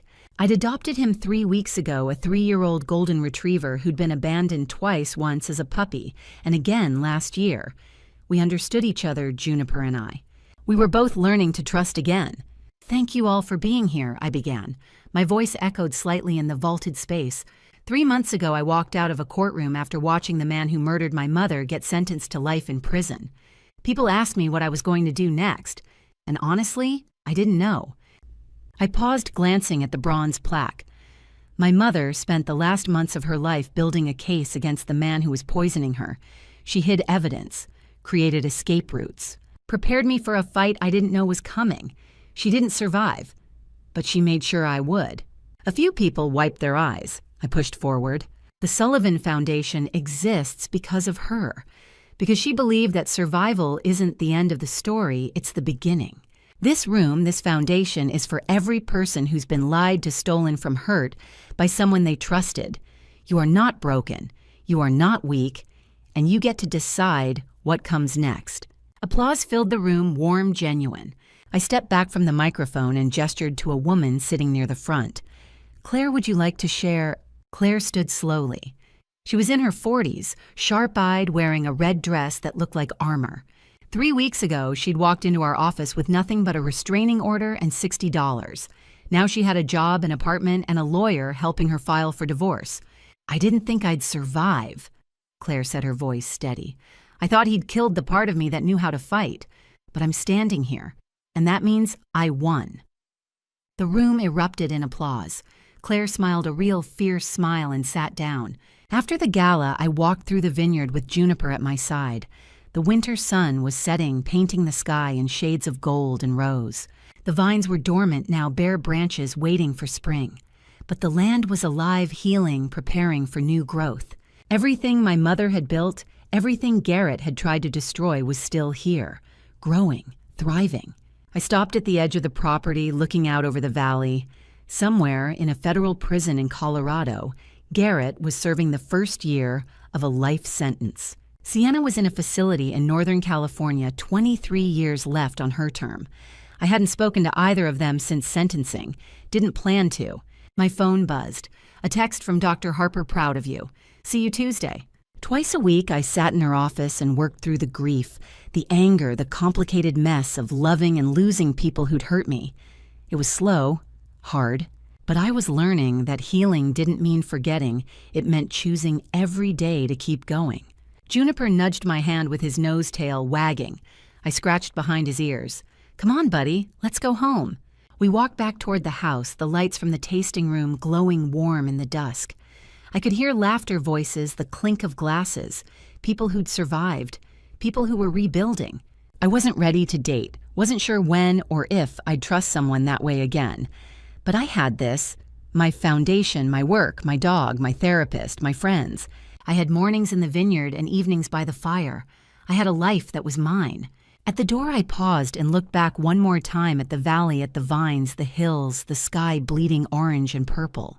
You're not broken, I said aloud to myself, to Claire, to every survivor who'd walked through these doors. You're not weak. You get to decide what happens next. Take back your name. Rebuild your life. Protect your peace. Juniper barked once, impatient. I smiled, opened the door, and stepped inside. The house was full of light and laughter and the future I was building one day at a time. Safe, free, home. And to you listening to this story, remember this God gave me 3 chances to walk away. The first was when I overheard Garrett's phone call at my mother's funeral. God whispered, "Pay attention." The second was when I found the poisoned wine bottle. He said, "This is evidence." The third was in that wine cellar when I found the panic room my mother built. God provided the escape route before I even knew I needed it. Don't be like me. Don't ignore the red flags. Don't rationalize the lies. Don't wait until you're trapped to realize the person you trusted most wants you dead. Family betrayal taught me this. Sometimes the people closest to you are the ones planning your destruction. It doesn't always come from strangers. Family betrayal comes from the sister who held your hand, the husband who kissed you goodnight. My advice: trust your instincts. If something feels wrong, investigate. Protect yourself legally, financially, spiritually. Family revenge isn't about getting even. It's about reclaiming what was stolen, your safety, your dignity, your future.